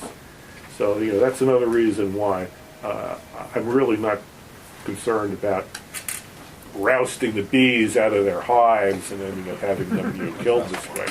I don't think that's a real plausible scenario. And of course, for beekeepers, for kept bees, people are notified through the code red and the no spray list and everything, and so beekeepers will cover their hives. Obviously, that doesn't happen with wild bees, but we do take a lot of precautions to protect bees. And I've been in the program now 22 years, and we have never had a claim for bee mortality. Joy? I have a simple question. I have a simple answer. Oh, you have an answer. You have an answer. I'm a homeowner, and I am looking for the larva of the ATM. Is it different? Is it different from ordinary biting mosquitoes? Well, from you'd have to put them under a microscope to see the difference. Oh, I can't see the difference with my naked eye. Yeah, you'll see they're basically the little wigglers. And with the ATM, they like containers. They've actually done studies where they've looked at which containers you see the most of them, and like bucket size containers seem to be the primary ones. They love tires. They like containers in the shade, and a container in the shade is probably the kind of container that you're not necessarily going to even know is there. If there's a flower pot that got left underneath the bush. That's or something. a public information thing. We should make, not you necessarily, but we all should make people aware. That's a little different. Yeah, and that's a public health message you try to get out there. One of the things that the New Jersey study found is what people have found in a lot of cases is that the public, getting the public health message out, even when you go to door to door and hand out things and talk to people, has a dismal success rate, and people very quickly slack off. What is their range? If I grow an ATM, how does it stay in my yard? Or does it go? The typical flight range they talk about is about 200 yards. They're not a mosquito that flies long distances. And of course, this is one of the things. This is one reason why it's difficult to target the program, because with salt marsh mosquitoes, once they get out of the marshes, we know that all of Mastic Beach and Shirley is going to need to be treated, because the mosquitoes are all over the place. They fly, they're very good flyers. With the Asian tiger mosquito, they're going to be in some handful of yards. You might go a couple of blocks down, you might not have any. There'll be a hot spot. And how you target the control is very, very difficult and very frustrating. And that's one reason why I don't see a big increase in our applications, our adulticide for this species, unless there's disease, because where do you start and where do you stop? I mean, all of western Suffolk, particularly, to some extent, has these Asian tiger mosquitoes. Some yards more than others. If you are unfortunate enough to live next to somebody who likes to have a lot of buckets in their yard, you will have a lot of them. Less so, if it's tidier. It's a very frustrating problem. Members of the board, I would like to move forward. Is there a motion? Motion, neg deck. Yes. Unlisted type 1, what are we talking about here? It's covering the entire county. Type 1. Type 1. What did I say? You didn't say, you just said. Oh, okay, I'm sorry. Motion type 1 neg deck. Okay. Any other concerns? Okay. I will add one small item to the motion. Do we have, oh, sorry. No, we haven't voted yet. We don't even have a second. Yep, we haven't done that. Okay, looking at the EAF, under A, project and sponsor information, under the name of action project, it says to allow the use of adulticides containing pyrethrin in combination with sumithrin and piperonil butoxide, and then in parentheses, duet and similar products. Okay, what I want to have here, and restate it, I don't want just saying and similar products, that's too vague to me. I want to say duet and other manufacturers' products that use the same components and concentrations as duet. Yep. Okay? Add that to my motion. That's correct. If somebody comes out with another one, I'll be back here. But knowing the mosquito control market as they did, they're not bombarding us with new products, which But is part of the problem. We're only approving Yeah. duet That's- today, and that happens to be that one manufacturer's name, because I want that very clear. Okay? I'm sorry, just one more quick question Yes. regarding these. I understand that most species of bees, the large percentage of bee species, don't in fact live in hives or, or social. They're more terrestrial. Does that make a difference in terms of how they might be affected? It's hard to say. I mean, the fundamental thing is that bees are flying in the daytime and they're in the hive at night. Obviously, the more hidden that hive or colony is, the less likely it's going to be impacted by the ULB. But, it depends All right, on the primary. members of the board, We need a second. is there a second for the motion? Can the motion be repeated? Yeah, type 1 neg dev. Second. With With what a I provision. clarified. Okay. What is your clarification? My clarification is, under the project sponsor information, to allow the use of duet and similar products. Similar products is too vague. I wanted to say to allow duet and other manufacturers' product names that have the same concentrations and pesticide as duet. I only want it for approving duet and another product name with exactly the same Component. components the same and component. concentrations. Go ahead. Okay, Karen. I'm sorry, mine, I guess, is a procedural question. Go right Which could make us have to stay a lot longer, but I just don't understand how we could say when someone proposed removing a product, we would have to do a lot more work, and now we're gonna add a product, and we don't have to do a lot more work. And so I just don't understand how that. The change in risk. Mike, go ahead. Tom, I'll do this a little bit out of order. Actually, okay, secret controls the decision and the decision criteria, and that's what I was talking about earlier, with balancing and adverse impacts and things like that. You've got to look at major changes, if you will, and minor changes. Jay Schneiderman a while back with the methadone bill was looking at, or classifying it as a minor change.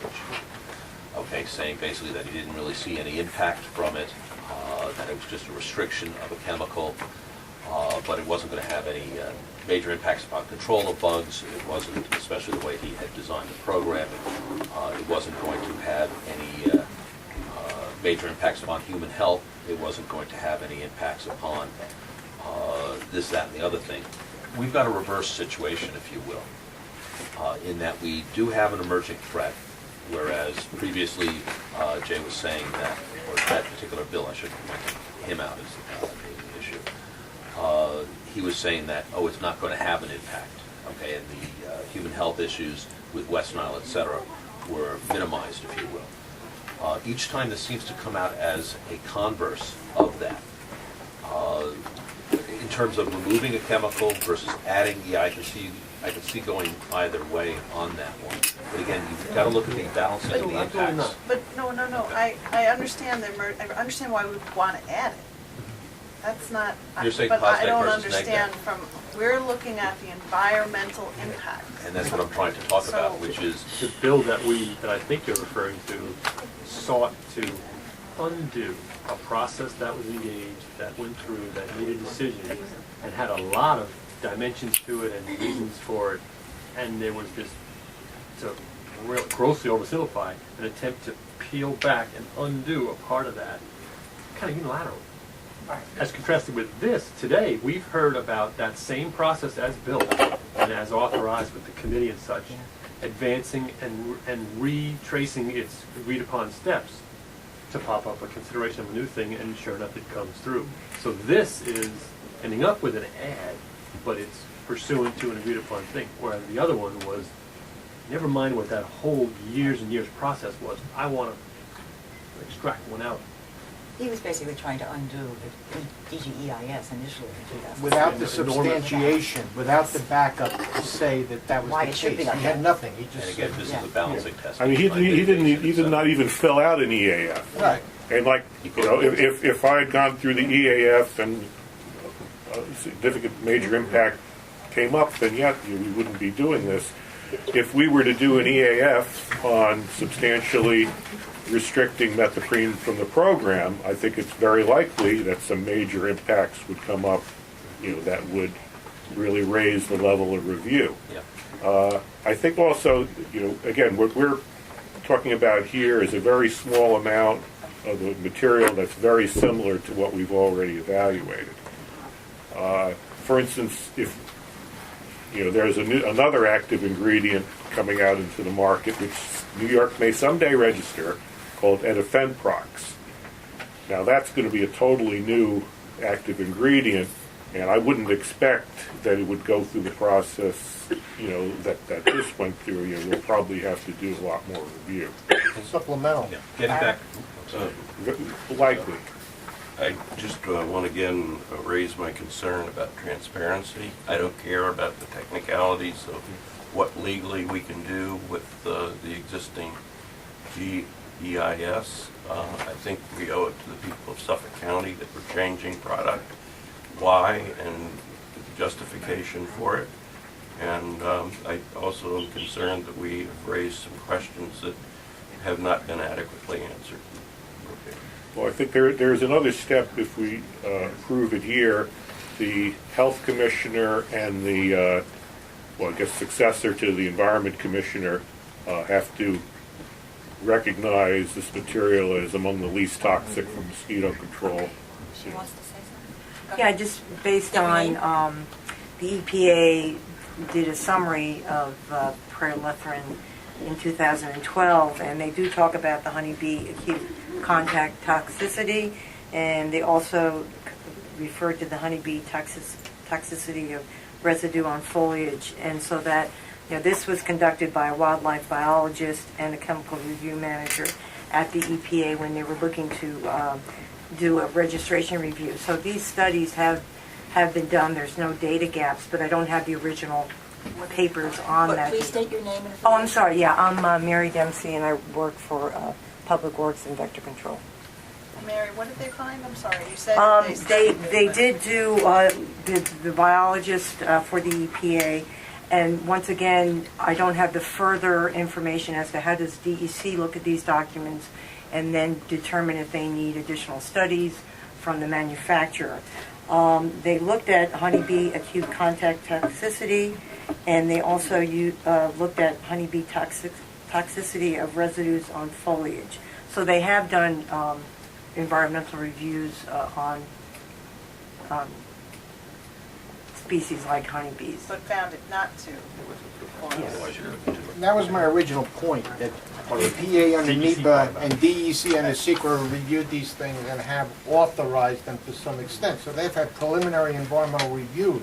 They're not Yeah, smoking guns here. But there's a that reason why they're we finding have dead bees or... There's a reason why we have a CEQ for what we do and the duplication here, and that we can't just rely on what they've done. We have to look at it and feel comfortable.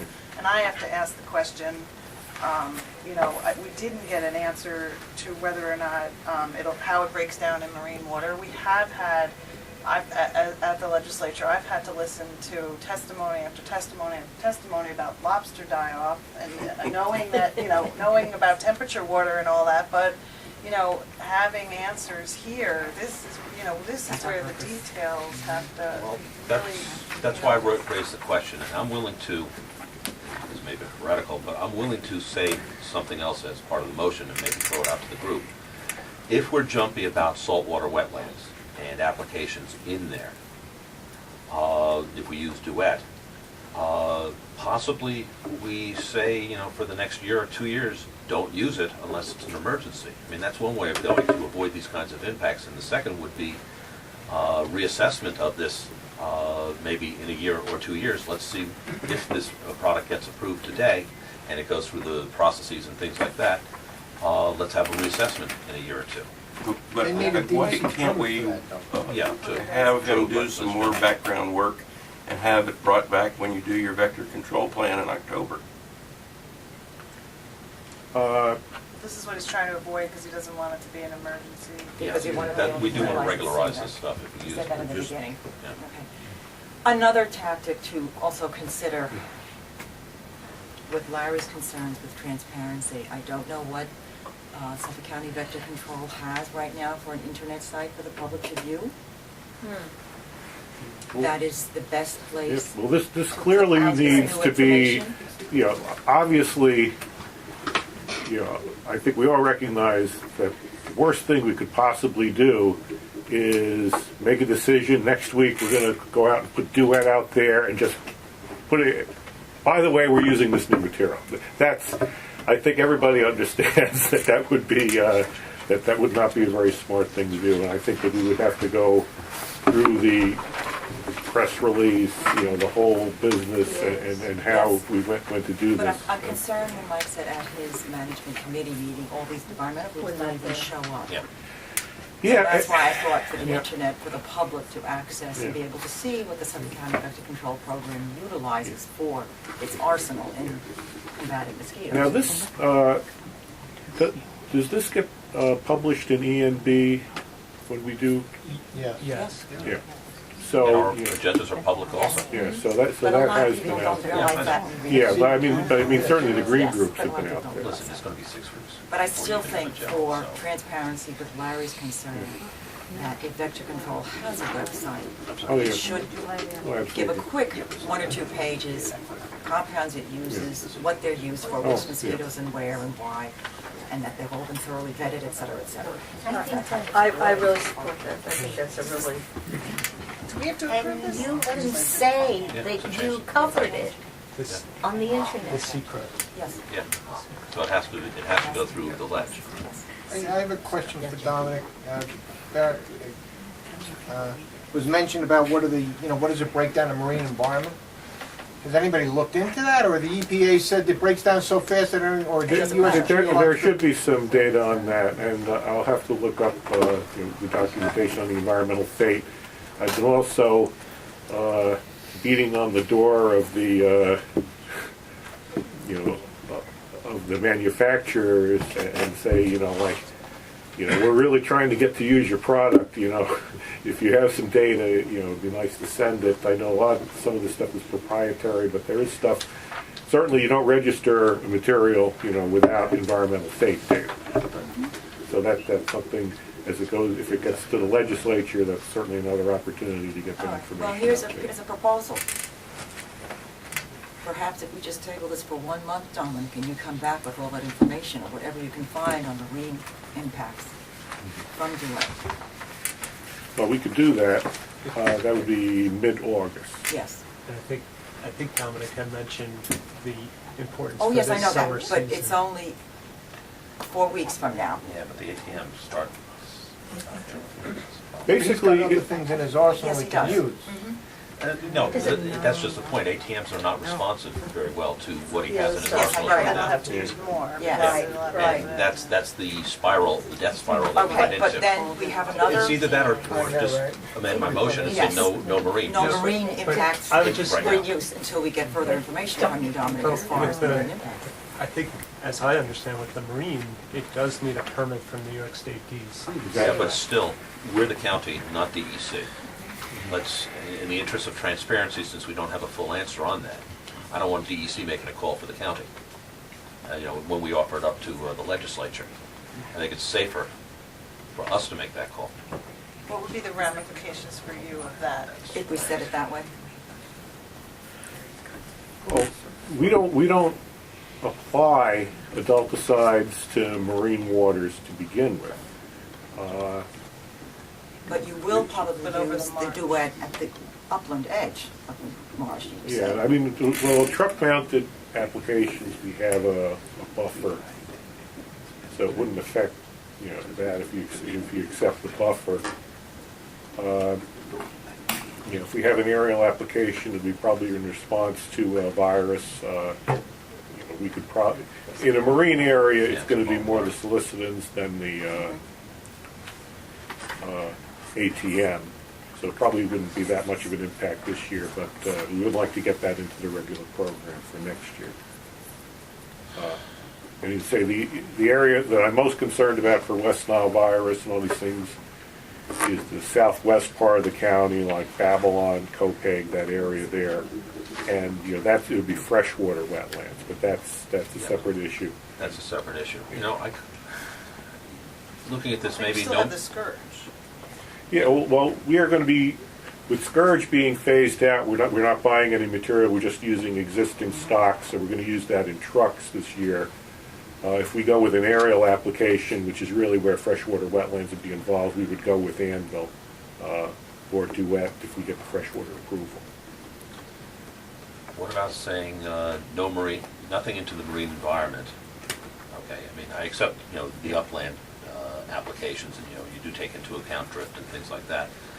But because we're jumpy about the marine aspect of it, no marine applications except if virus is detected, and maybe put a time limit on that for the next year. We could come back to you as far as marine work in next CEQ, because I should have some Yes, some I fake would data. like that as quickly as possible. How would we phrase that then? So, Well, again, I got a motion on the floor. I'll amend it. The only thing, if I could Yes, just go ahead, point out John. one other thing, the timeline for a New York State DEC permit is, it's going to take some time, so I think. Yeah, it's a permit modification, so, if they chose to, they could do that quickly. We'll see what happens when I bring it to them. All these things, they take their time frame, and, if we can get into the program, if we can't, at least we can have it for next year's program and put it directly into the annual plan of work. so there is a chance that you won't even have the approval from the DEC saying you are now allowed to use Duet this year, you're saying? Yeah, what's going to happen, in upland, we would be able to, once we have approval here from the CEQA, we would be able to use it in upland areas. For wetland areas, we still need the DEC, which really needs to follow after the CEQA approval. It would be late in the season if we could actually get it into wetlands. Okay, all right, so, All right, so we got a motion type 1 neg deck with a clarifier or modification, whatever you want to say. We're going to exclude marine uses at this point in time until we get further information. Is that a way to phrase it? Yeah. Okay. Mhm. Except if virus is detected. yes. And also, of course, my earlier thing, clarifying the similar products. Yeah. I wanted to put more Yeah, we clear. got that.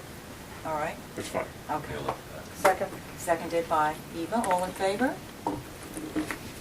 Thank you. Thank you very much, Don. Okay, members, we will take a 5-minute break. We're all getting antsy because it's sitting too long. For 5 minutes, we'll come back and we'll do the rest of the meeting. Dominic, what is happening with the Hey, she's got to deal with this, right?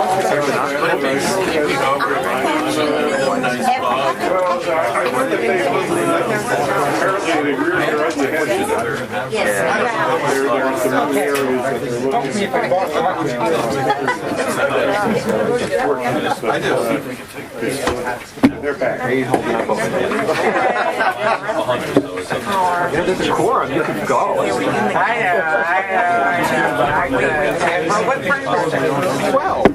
Young man.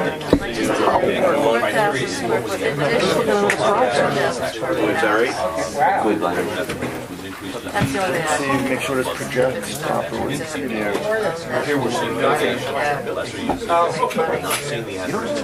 We're not seeing. Past 12? Yeah. I had to know that. That's why I Okay, everybody, we're reconvening the CEQ meeting. Excuse me, who are you? Did you order this? Holy crap. Okay, moving on, under project review.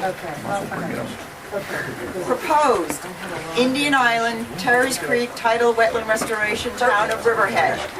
Who do we have speaking today? Hi, I'm Frank Castelli. I'm the Environmental Projects Coordinator for Suffolk County Department of Economic Development and Planning. And we have an entire team here because it's a multi-department project. We have Dominic Milivaggi from the Vector Control Unit, joined by Mary Dempsey of the same unit, Camilo Salazar from my department, and we also have Nick Gibbons here from County Parks.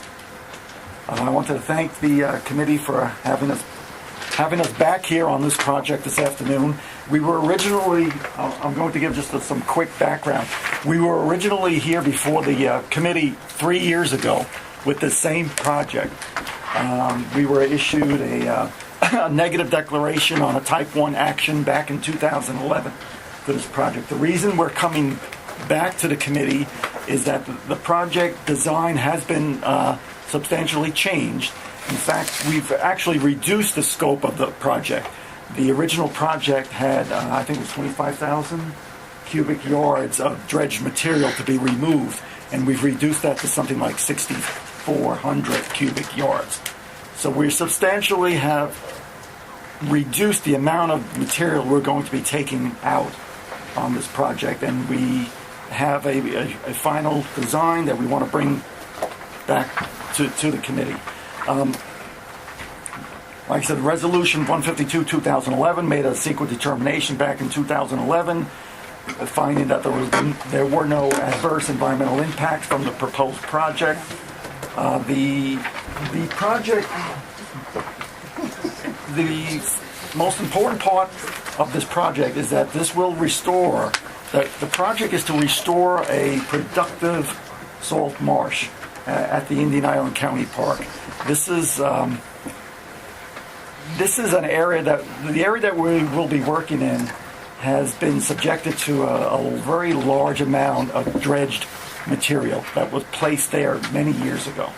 And as a result of the dredged material being placed on this site, there is no longer a salt marsh, there is no longer any tidal connection, and there's a very degraded site.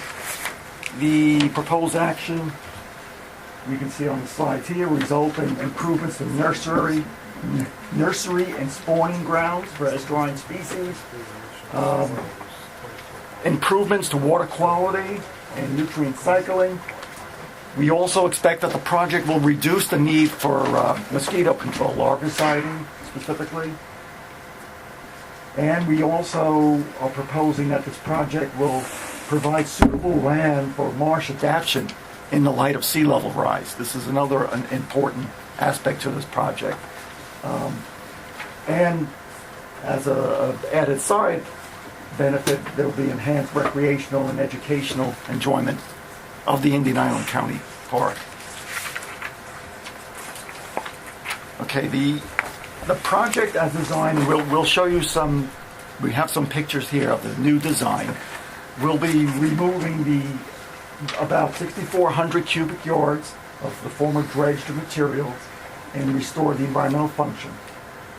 The connection, the main part of this project is to restore that tidal connection to Terry's Creek, which no longer exists. And that will be by constructing a channel into this area from Terry's Creek, and you'll hear more about that.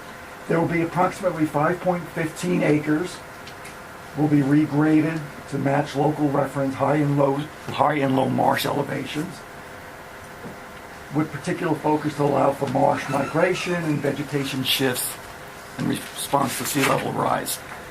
Some of the areas will be replanted with native salt marsh plants, and all excavated materials will be removed and disposed off-site.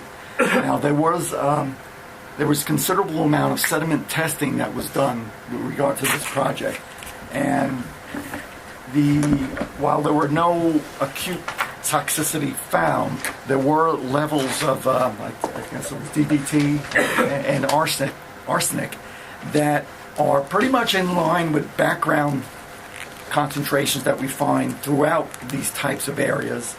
But they're high enough that they would preclude us from placing the material that we're going to dredge out to dispose of on a Long Island landfill.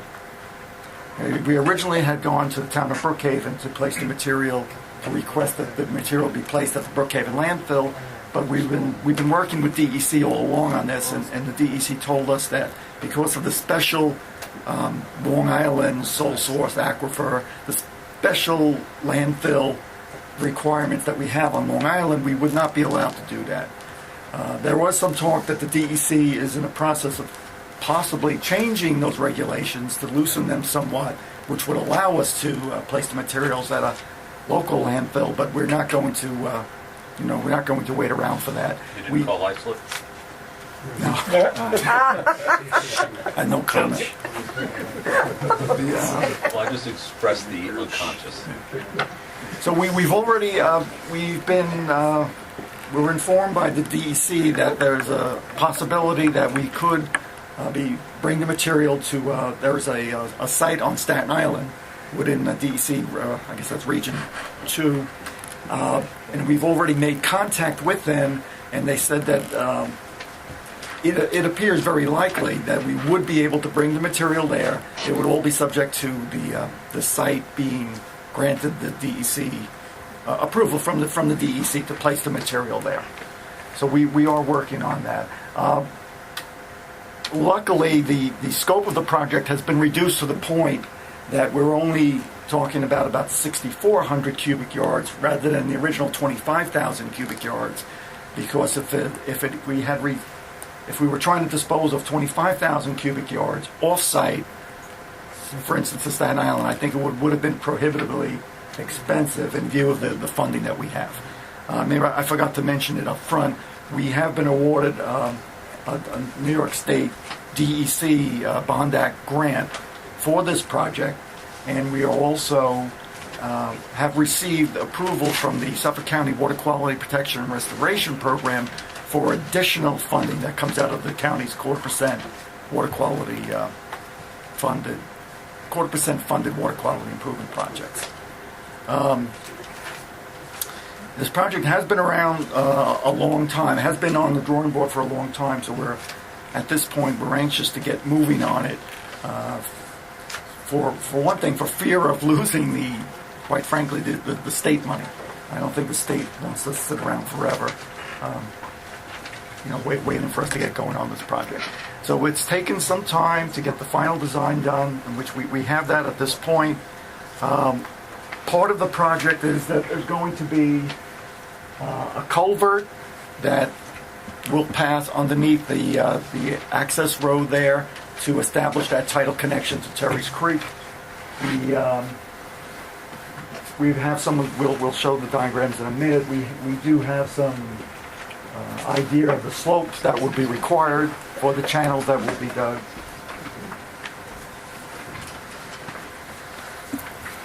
Okay, we're past the regrading. Yeah, I think I said before. Here, go to the next slide, please.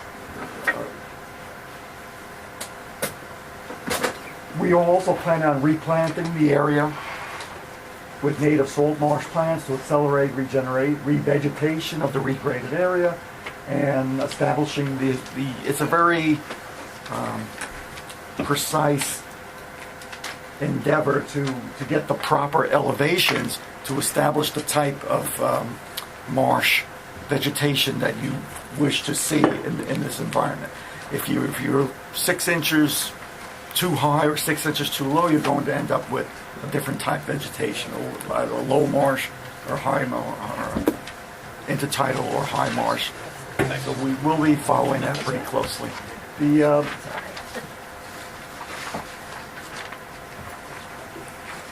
That's also important to discourage. The revegetation is partially going to be done to discourage the recolonization or the colonization of the site by invasive species, which is always something that's a worry when any area has been disturbed. Okay, the first slide of the pictures. The area in the red circle is the site. Terry's Creek is just to the north of there. This gives you an overview of the Indian Island County Park, and the project area is just within that red circle. This is the new design. That's the old one.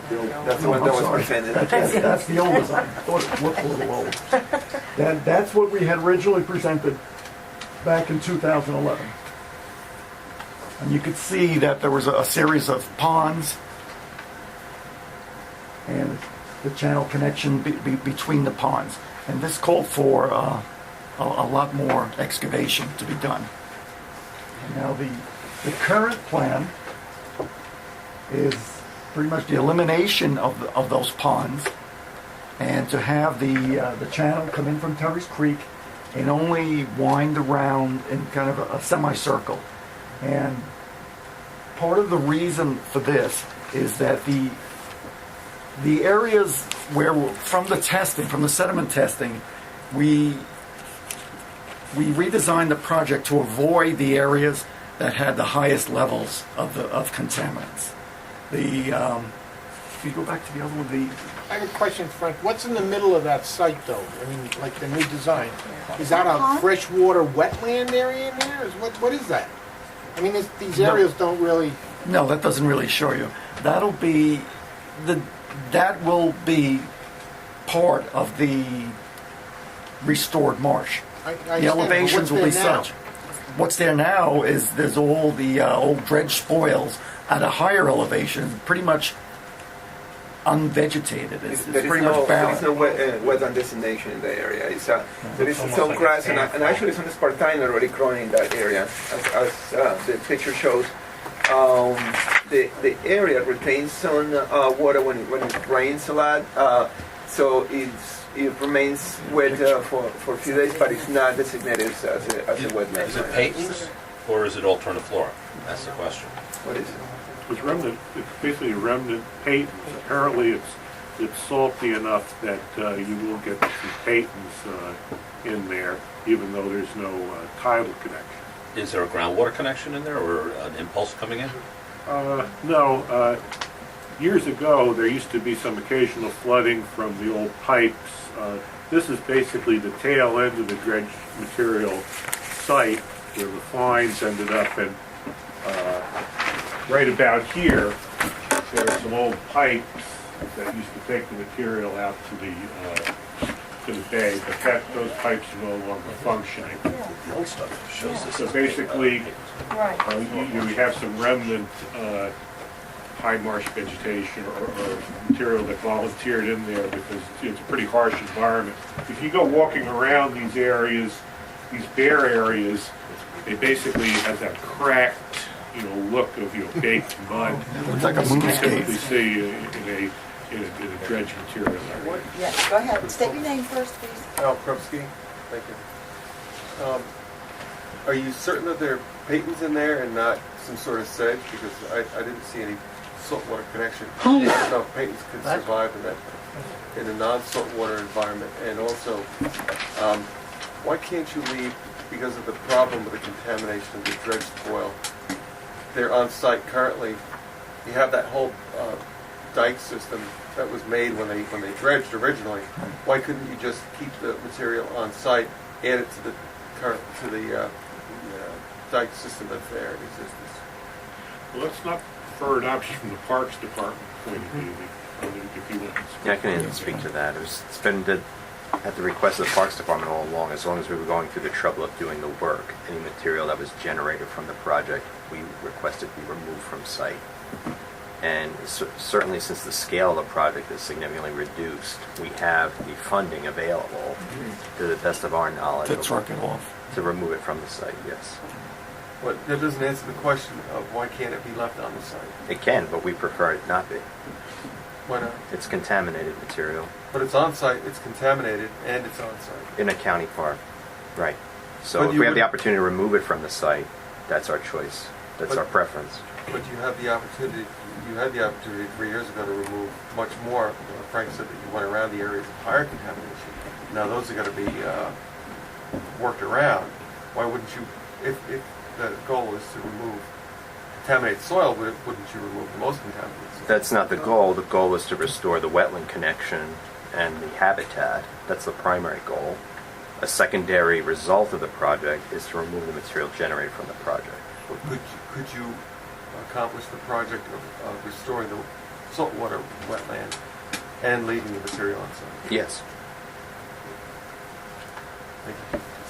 We don't want to put that DDT stuff up in the landfill underneath the landfill cover because it doesn't comply with the state laws about leaching and such, I guess.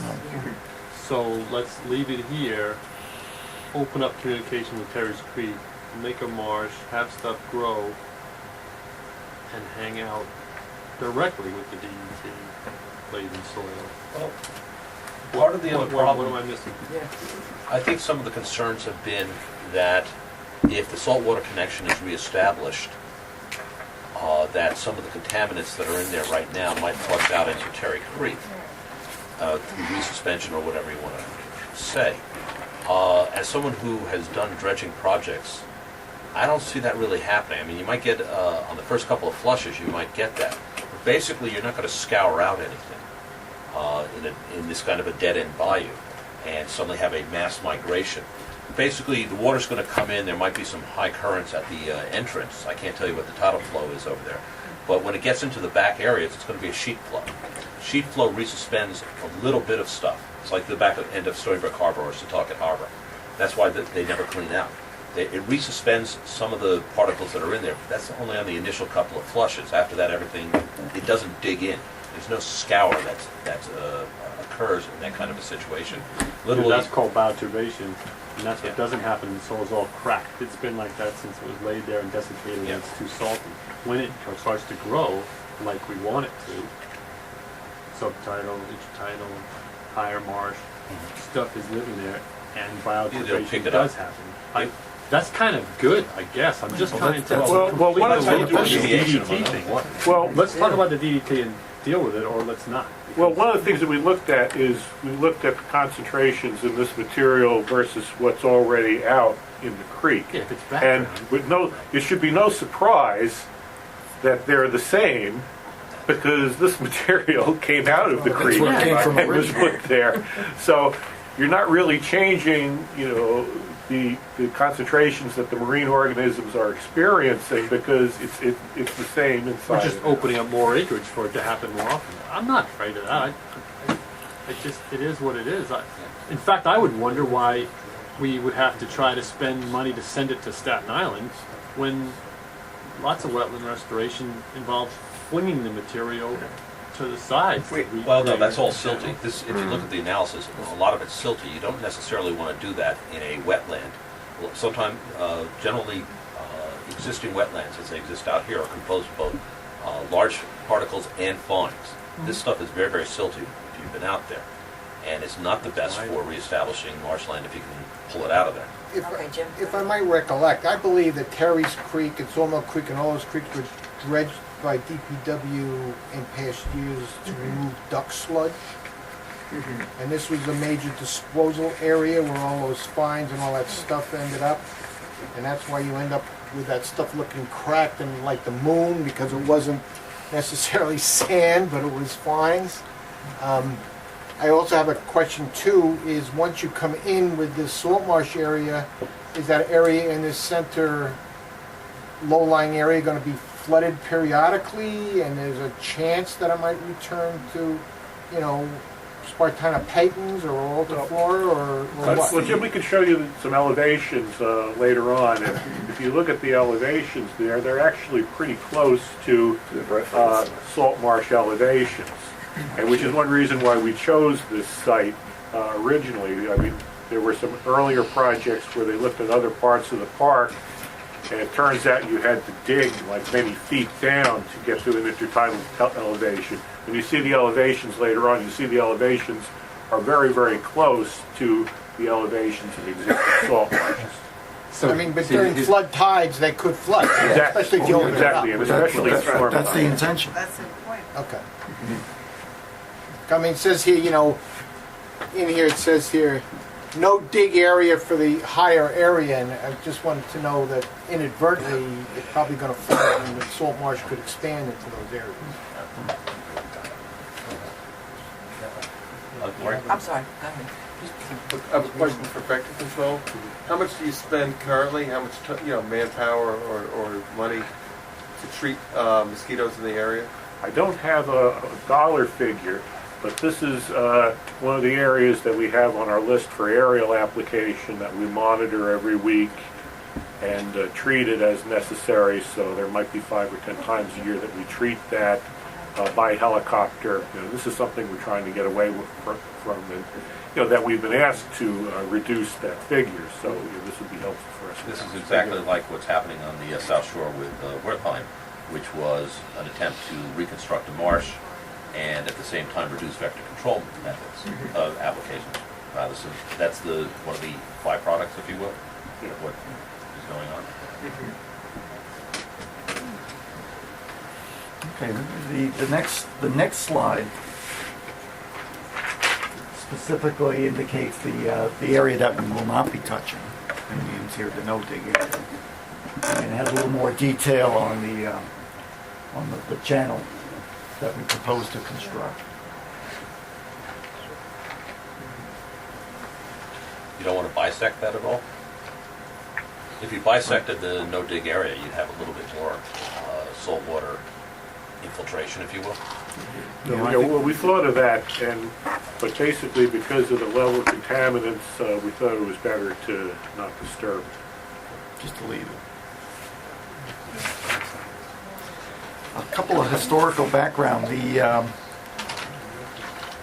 picture on the right side is a 1930s aerial. And that's the first, the oldest aerial representation we have of the site. And on the left side we have a 1962 aerial that clearly shows that there was some mosquito ditching done there, and there's what looks to be an artificially created, that straight channel coming in from Terry's Frank, Creek. Let me ask you a question on that one, and also I guess to Dominic. Typically, mosquito ditching was done only when you had salt water coming in, and you had a mosquito problem. We're talking about saltwater mosquitoes over here.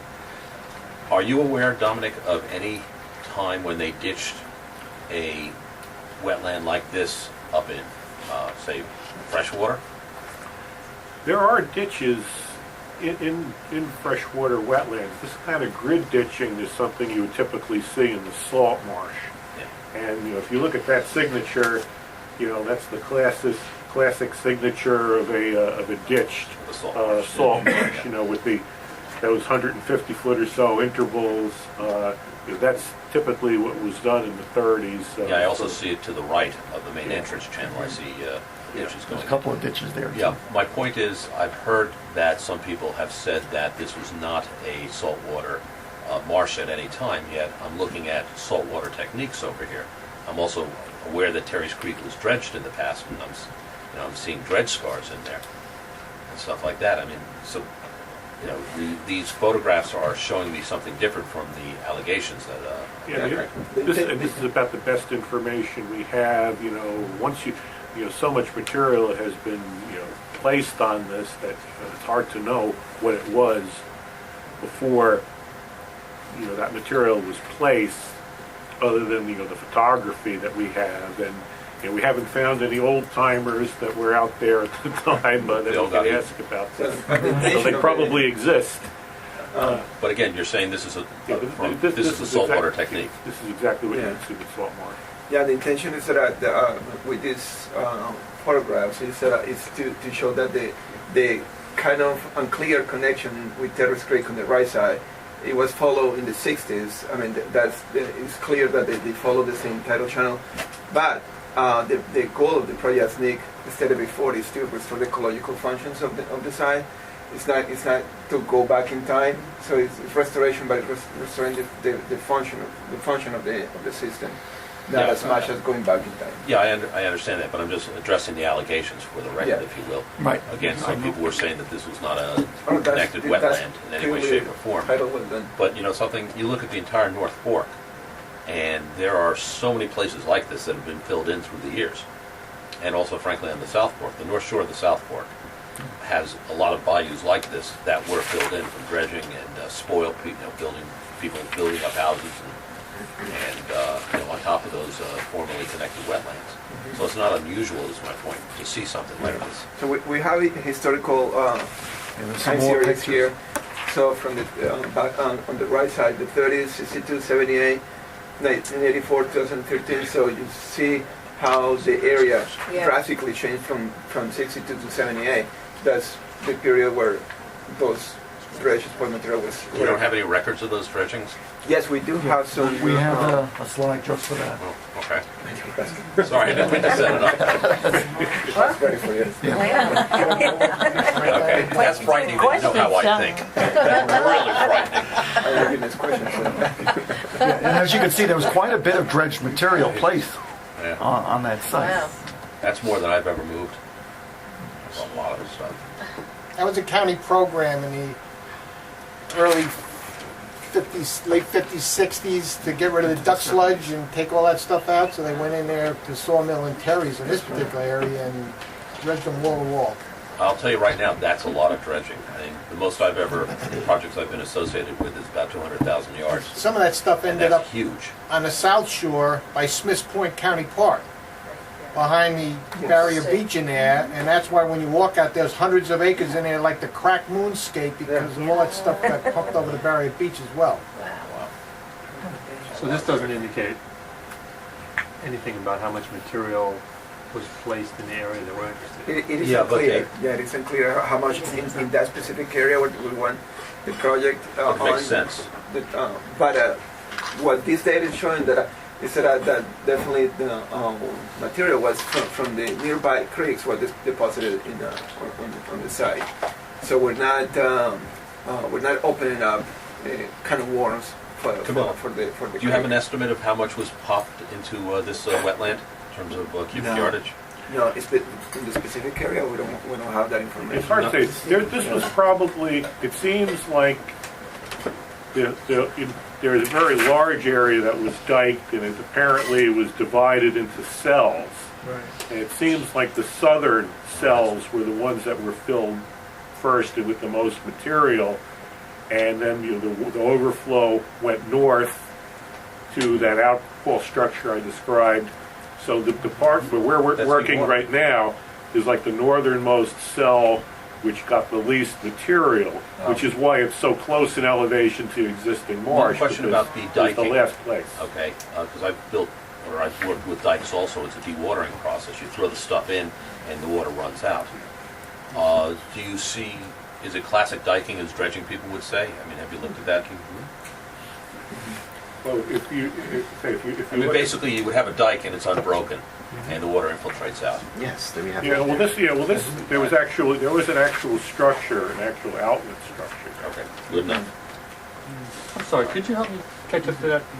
The cell that we're talking about, there's no dig area, and then the constructed water bodies around it. Some part of this was previously a dike cell. Look at this one. Actually, if you go back to the slide with the whole park. I'm not getting that part of it. Which one? Oh, here. Okay. Yeah, if you see, there's actually another dike here, which we proposed to pierce. And this is a big area here where dredge material was placed. Material was also placed over here. So we're all the way into. Yeah. Okay, so now we're zooming up to. We're zooming into this area here. Misused water. But actually, in planning the project, that's one of the things we looked at. We actually called these areas A, B, and C, and we looked at which area would be the best place to do this kind of project. And because this is close to the creek and it has the lowest elevation, this is why we selected this site. Tom, that's a definitely dewatering system. And they probably trucked it out. And as I mentioned, if you go there, you can actually see there are two metal pipes that would be basically the old return structure. Yeah, that was the outflow. Yeah, that I ran think it down was on over site, here. though, Mike. And That sand material, the southernmost, I guess A, right? That's still in place. Yeah, Yeah. what they That's the probably place. did was, the way that you dewater, you throw it into your highest point, water obviously Yeah. flows downhill. You have pipes through the dikes. And C has the finest material. C has the finest, Yeah. which is what you expect, and they probably took a fair amount of material by truck on A and B. I don't think so. I think it's all there. Yeah. It's all That's there. what I'm saying. Well, Jim was saying some of it went to Smith Point. No, the different project. In other words, when they Which one? dredged Terry's Creek, Yeah, that all went if there. this was considered full, they put the pipe all the way across the bay and did the outflows at Smiths Point County Park 2 from these areas. But the typical DPW thing would be to build your dikes, have separate areas, and then overflow. So the first area would, the largest particles would settle out, then it would be ponded, flow into another area, would be ponded, which would allow the finers to settle out, and then a final area which would go out into the... And that shows the points where, exactly where you would expect them. DPW people designed it correctly, as always. Okay, Frank, let's get back to you. Keep going. All right. So that issue. Of course we did it right. This is another aerial view showing this picture on the right that gives you a little bit better idea of what's there now, what the landscape looks like, that so-called moon surface. And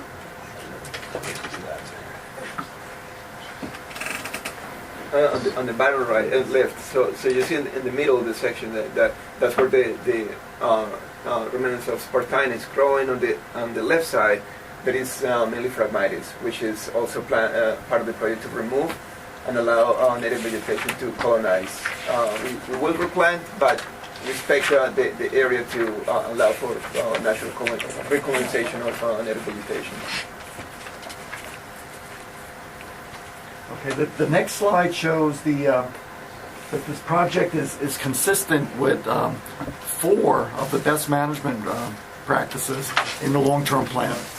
These the BMPs 5, 9, 11, and 15 were all part of the GEIS and part of the long-term wetland management plan. Upgrade or install culverts, one part of what we're doing. Create small fish reservoirs in mosquito breeding areas for vector control purposes.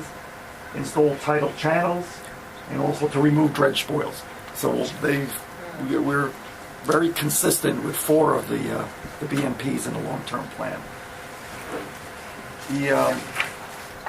Just a quick summary: restoration actions and project benefits. You see, we're going to construct the tidal channel to reconnect tidal flow. Construction of ponds, which is fairly limited now, but there is water there. Regrading to local high and marsh elevations. Replant with native marsh vegetation. Removal of invasives like Phragmites. And all in all, we will be restoring approximately 7 acres of tidal marsh. Benefits, I think, they're clear that we.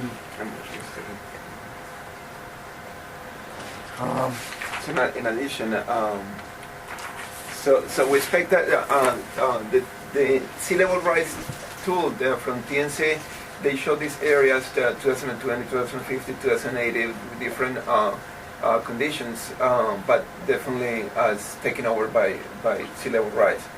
So with this kind of restoration project, we expect the area to adapt to that change in a more adaptable manner. So the marsh will keep up with sea level rise in this way and not be suffocated or inundated by the current sea level rate. And then at the end we do have the elevations. We conducted an elevation survey at the beginning of the planning stages of the project, in which you can see the elevations are similar to the reference marshes on the top. And again, you can see the dike around the area.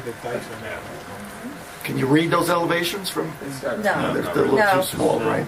Oh, okay. You could point out. $3.42. You got 1.6 here, 2.2, 8.12, 5, 3.7, 5.9, 3.8. That's not part of the project. Yeah, so part of the rate would be, we're gonna go Is it here? Oh, okay. around like this, so we had 314, 346, which is similar to the elevations here. So the reason why we went this way is we don't have to dig that much material in order to get to reference elevation from the marshes in this area.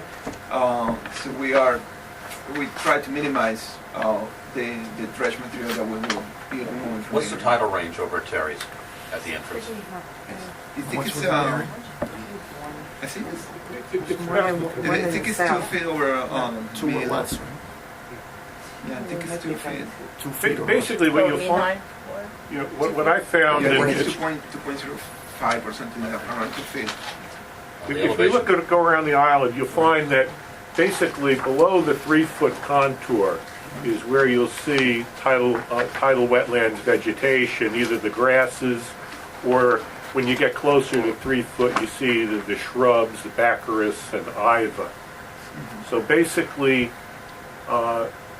anything within the 3-foot contour is going to be subject to tidal flooding.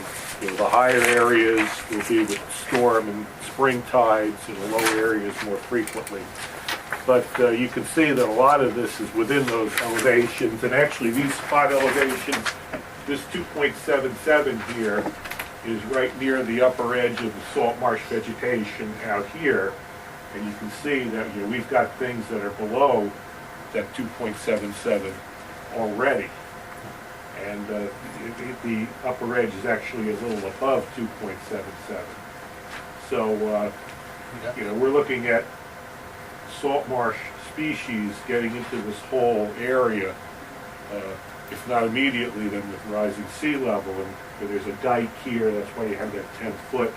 So as time goes on and sea level rises, more and more of this area within the dike is going to be subject to tidal. So Dom, basically what you're doing is you're setting up the southern portion for Peyton's and the, if you will, the northern portion for alternate flora, just because of the difference in elevations. Difference And in you're not elevation, playing with and that. you'll see that we propose widening the opening in this dike here, you know, to allow, you know, in the distant future, you know, for this progression to continue. Now, you mentioned there's already some sporadic patents in there? Yeah, some remnant But patents. they're in there. Yeah, so they'll revegetate. The other question I have is the entrance channel itself, because that's where you have to be most sensitive to this. I don't know what your channel geometries are going to look like or anything like that. They look relatively narrow, but that's kind of characteristic of the area. When you do final designs for this, you're going to have to make sure that it's wide enough to admit the amounts of water that you want to deal with. Yes, Simple, we're taking that into consideration. It's a I think simple we'll see a calculation. little bit more in the thing. And then it doesn't soak back in every... well, that's another problem. I'll go out there with my bucket. Oh, we had So that. the interesting, you know, decades ago, when I used to go to this area, This one. you know, this pipe actually still functioned a little. No, And there would be times when you'd have like a heavy, you know, big tide or storm tide, water would actually back into this area and from the creek, and that's probably why we have this remnant Hey, Tom. paper there. you know what you would do? You're going to get your maximum siltation basically at the mouth for the larger particles, and when they come in, and you'll get your fines further south as the current brings things in. This thing's got roads in it. You don't have to, this would not be a dredging project, believe it or not, if you ever wanted to clean it out. This is a clamshell, and that's a much easier project to get. It's a crane with a bucket. And you can get your fines out relatively easily and clean the stuff out. Or you get Dominic's Navy or I'm something like concerned that. about the mouth, the literal transport. We really don't have any head pressure flushing that. Right. Yeah. As it pinches off, it'll then become more like what we have in Bathing Hollow, where sometimes you get spillover and it's frackish or whatever. I'm not Well, saying that it's... The other thing is that this is going to be out of sequence in terms of tidal impacts, or in terms of the tidal flow coming in with Terry's Creek. I figure Terry's Creek is going to fill up first, and then this will then this will sort of fill No, it, like West Meadow. I'm not talking about deposition, I'm talking about, it all happens in the 1% storms, it just mixes around. Okay, well, I'm Heavier talking about stuff, normal. Storms are a different, He whole comes in different and story. just lays in and then choked off, and somebody's got to. Well, again, they can't, the clamshell's easy enough Yes, to my, use. the hunch at the beginning that I still haven't raised is the tipping fees and moving this material over to someplace else for disposal. There is a thing in your material where you're allowed to apply for like on like. You're allowed to take material and put it on other material that's just like it. And that sort of lateral movement, I wonder if you couldn't take that 6,000 cubic yards and put it up around that 10-foot area and just keep it local and not, I mean, just less energy, less everything. It's just going to sit there. It doesn't create more risk. It feels like it would be a simpler way to allow some area Well, to it's get something things that out. we have not been seriously considering because of the objections of the Parks Department. Of typing this, yeah. It's pretty fine stuff. It might be a little difficult to stabilize. I wouldn't want to place it Sand, in a place. you know. I'm paying to ship it someplace else. Yeah, well, no, we're very unhappy to find that it has to go off Long Island. But It's almost an executive department decision. We're looking at the environmental impacts as opposed to means and methods. That's kind of where we get far afield if we're not careful. I mean, it's a suggestion, obviously. We're the only That's a good suggestion, Tom. Yeah. contaminant testing area. Yeah, but it's fines. That's what you want to keep out of a harbor or any kind of thing. This stuff will pop back in. Frank, do you have any more slides in your presentation? No, that's it. If there are any other questions, we'd be glad to answer them. What is the timeline of the grant? Grant, we have not yet entered into contract with the DEC for the grant. That's the next step. We're going But to you negotiate. have it. We have the grant, but we are just to the point where we're going to negotiate a contract between the county and the state DEC. And the time frame after that will be whatever specified in the contract. yeah, basically the DEC requires, before the DEC will go to contract with us, we have to have a DEC permit. So basically the sequence here, this is the secret compliance for the DEC permit.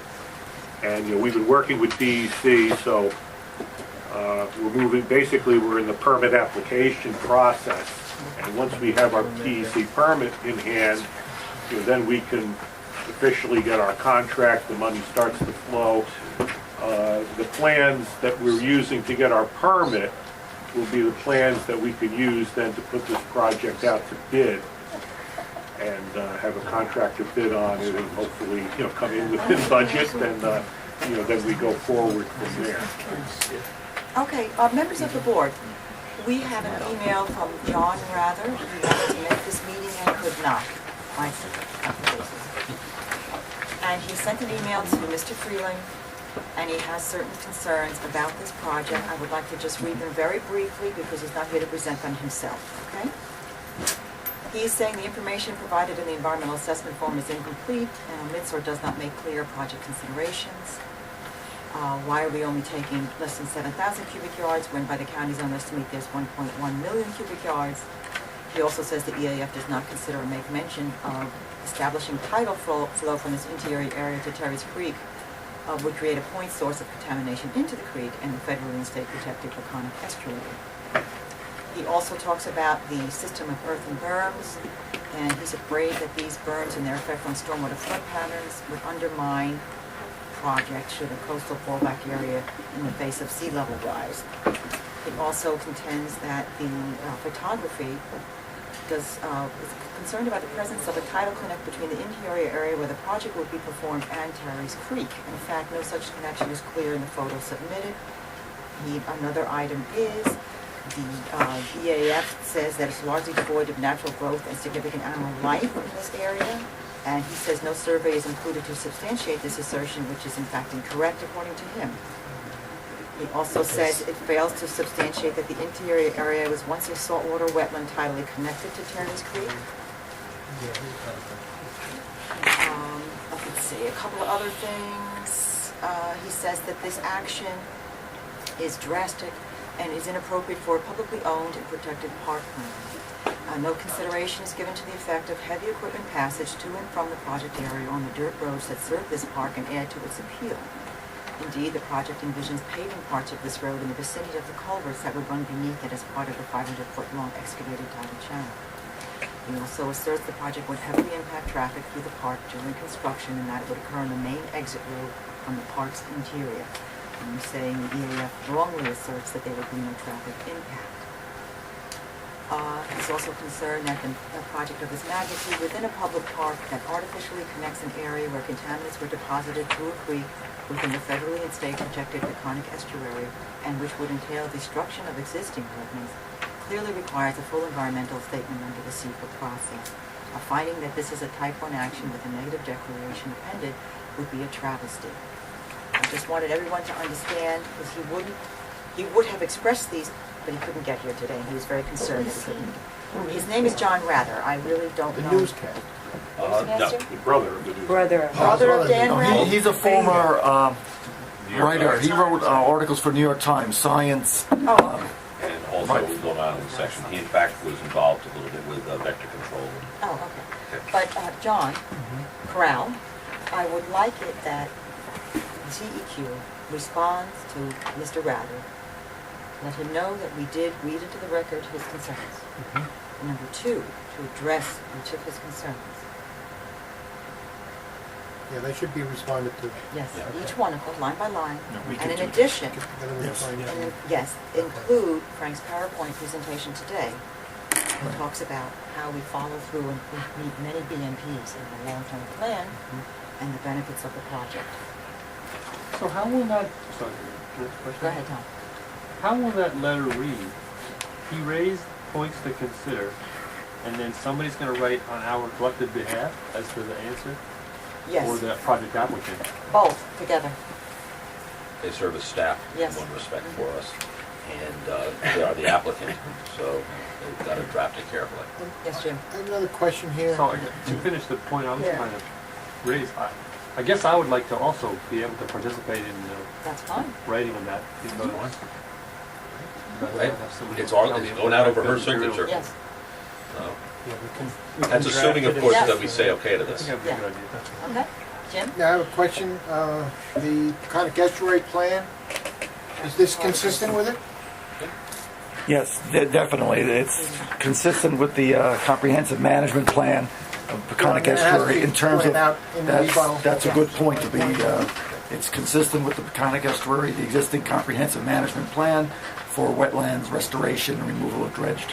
But it wouldn't be consistent with their contaminant. What's that? Sorry. Well, the The Peconic Estuary program has a whole lot of work on pesticides Right. management also.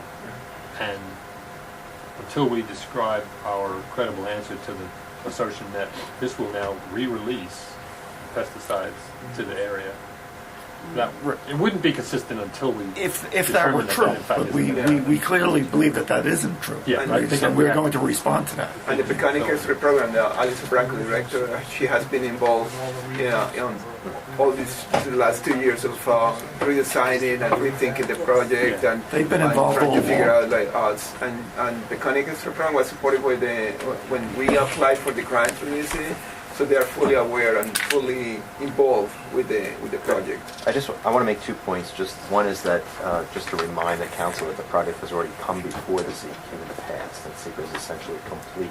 The project is altered, but it's diminished in size. It's not as if it's a greater potential for more significant environmental impact. If anything, it's less. And the second thing is, in fairness and in defense of all the county staff here, Mr. Rather has been very much plugged into the process and has been responded to on many different occasions and at many different venues. Most recently of which we brought this to the Suffolk County Parks trustees. He accompanied us and the trustees on a tour of the site and then participated in the meeting afterward. So it's not as if these concerns are new to us or to any of us, and they have been responded to in the past. So we look forward to doing so again. Yeah. Actually, particularly at point 1, claiming that this would be a point source of pollution, DEC specifically addressed that at the park trustees. I wouldn't even get into a point-by-point I know. response right now. Well, no, but We will address. We will, yeah. yes. Okay, thank you. I will just review for everybody what was laid on the table March 28, 2011 for the initial secret application for the bigger project, as Nick mentioned.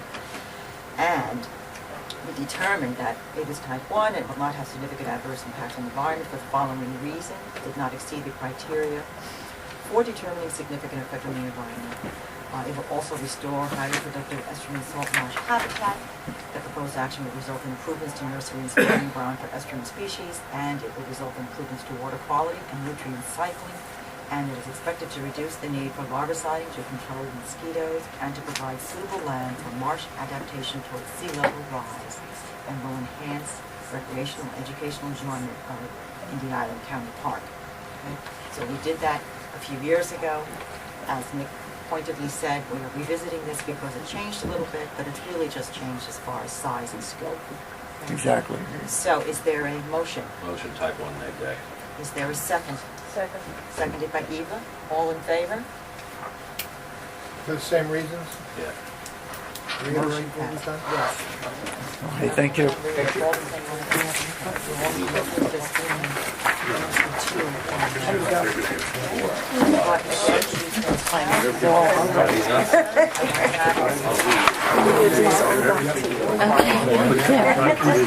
We're not done.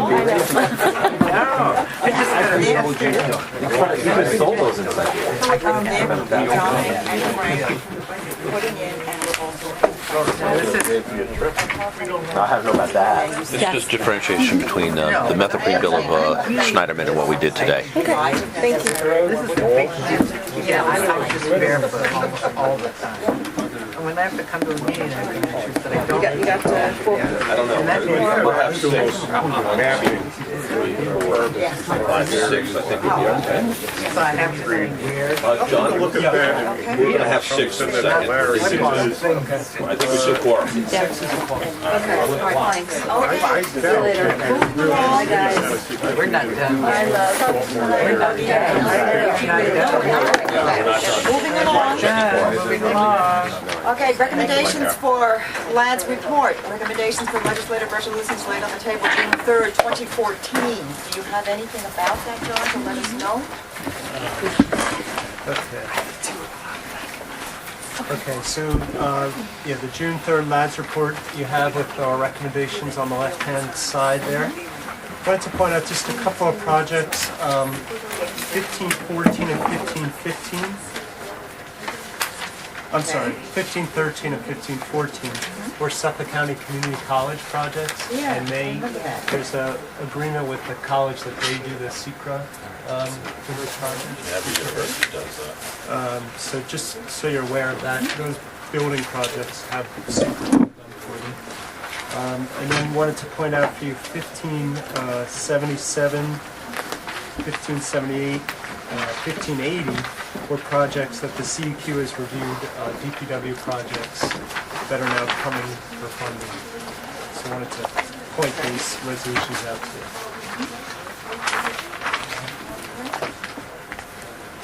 When we vote, I got to abstain on one of them. 1624? Yeah. I'm just sure with that one. I'm definitely a pause deck. Understand that right off That's the the bat. June That's the 17th. Yes, sorry. Yeah, and I got So a big... this is just the June 3rd. We're just talking June 3rd right now. Okay, sorry. Okay, is there a motion? Motion, accept staff recs. Second? I'll second. Second by Mary Ann, all in favor? Motion passed. Okay, let's move on to LAD's on the table, June 17th, 2014. Here, reviewed these, the secret recommendations are on the left-hand side. There's some projects like 1592 where the New York State DEC is the lead agency. There's a project or two, I believe, that was for engineering. So it looked like there might be an issue, but it's just for the engineering of the project. Back up for a second. 1592 is the DEC lead?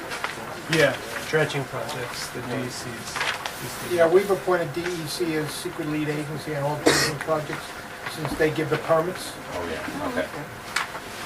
I was, rather than reinvent the wheel, I was done years and years ago.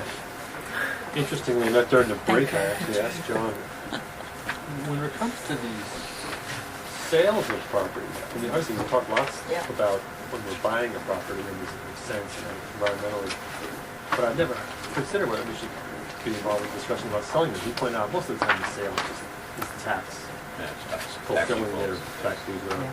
But then 1601 says, let's take a look at the rules for the disposition of surplus property that they would sell. So I wonder, is there anything in there that we would want to consider to say? Politically charged. Yeah, that one, just as background on that, every year the county does an auction to sell surplus land. So this establishes the rule for that county auction. For the auction itself, not for what gets put to the... I took it the other way. Let's maybe not necessarily put that into auction, let's kind of hang on to it. Real estate is supposed to look at that kind of stuff, and I think parks also. Yeah, I can comment on that. I'm sorry? I can comment on that. So when these properties, through the, if they're in tax arrears, the current owner essentially has 3 years really to rectify that. If not, they're going to go to the county auction. I review the list of properties proposed for auction, and I have the ability to flag those that we wish to retain and add to inventory. And in the past, one of the reasons why we did that is so many of these come before the CEQ, and real estate, the lawyer for real estate at the time came and said, if you have to do secret, you will never get out of your meeting, and the county will die in paperwork. So. Hundreds of parcels. Yes. All righty, is there a motion? And I think, Nick, you notify the town also. Well, my if there's preference is often to offer to town first, not necessarily to add to our inventory. Depends, every situation is nearly unique, but yes, that's true. I mean, if the rule of thumb was, if we get sued on one particular one, we'll review that under secra, rather than do everything, and we've never been taken to court on anything. Thousands of parcels. Okay, is there a motion? I motion to accept staff Is there a rec. second? Seconded by Marion, all in favor?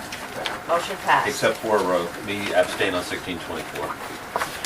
And I'll abstain on 1621, I guess it is. Okay, We're fair both enough. pause decks. Fair enough. Okay.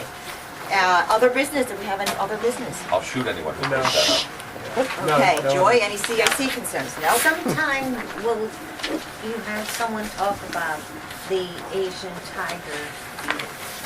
Mosquito? No, I'm Longhorn. sorry, the Oh, the beetle. Asian longhorn I'm sorry, beetle? the longhorn. It's damn Asian. It's not Asian, it's something. It's called the Asian longhorn. Yes, it is. Asian Yes, longhorn beetle. beetle. Okay, is there a motion to Motion to adjourn. close the meeting? Seconded by Jim, all in favor?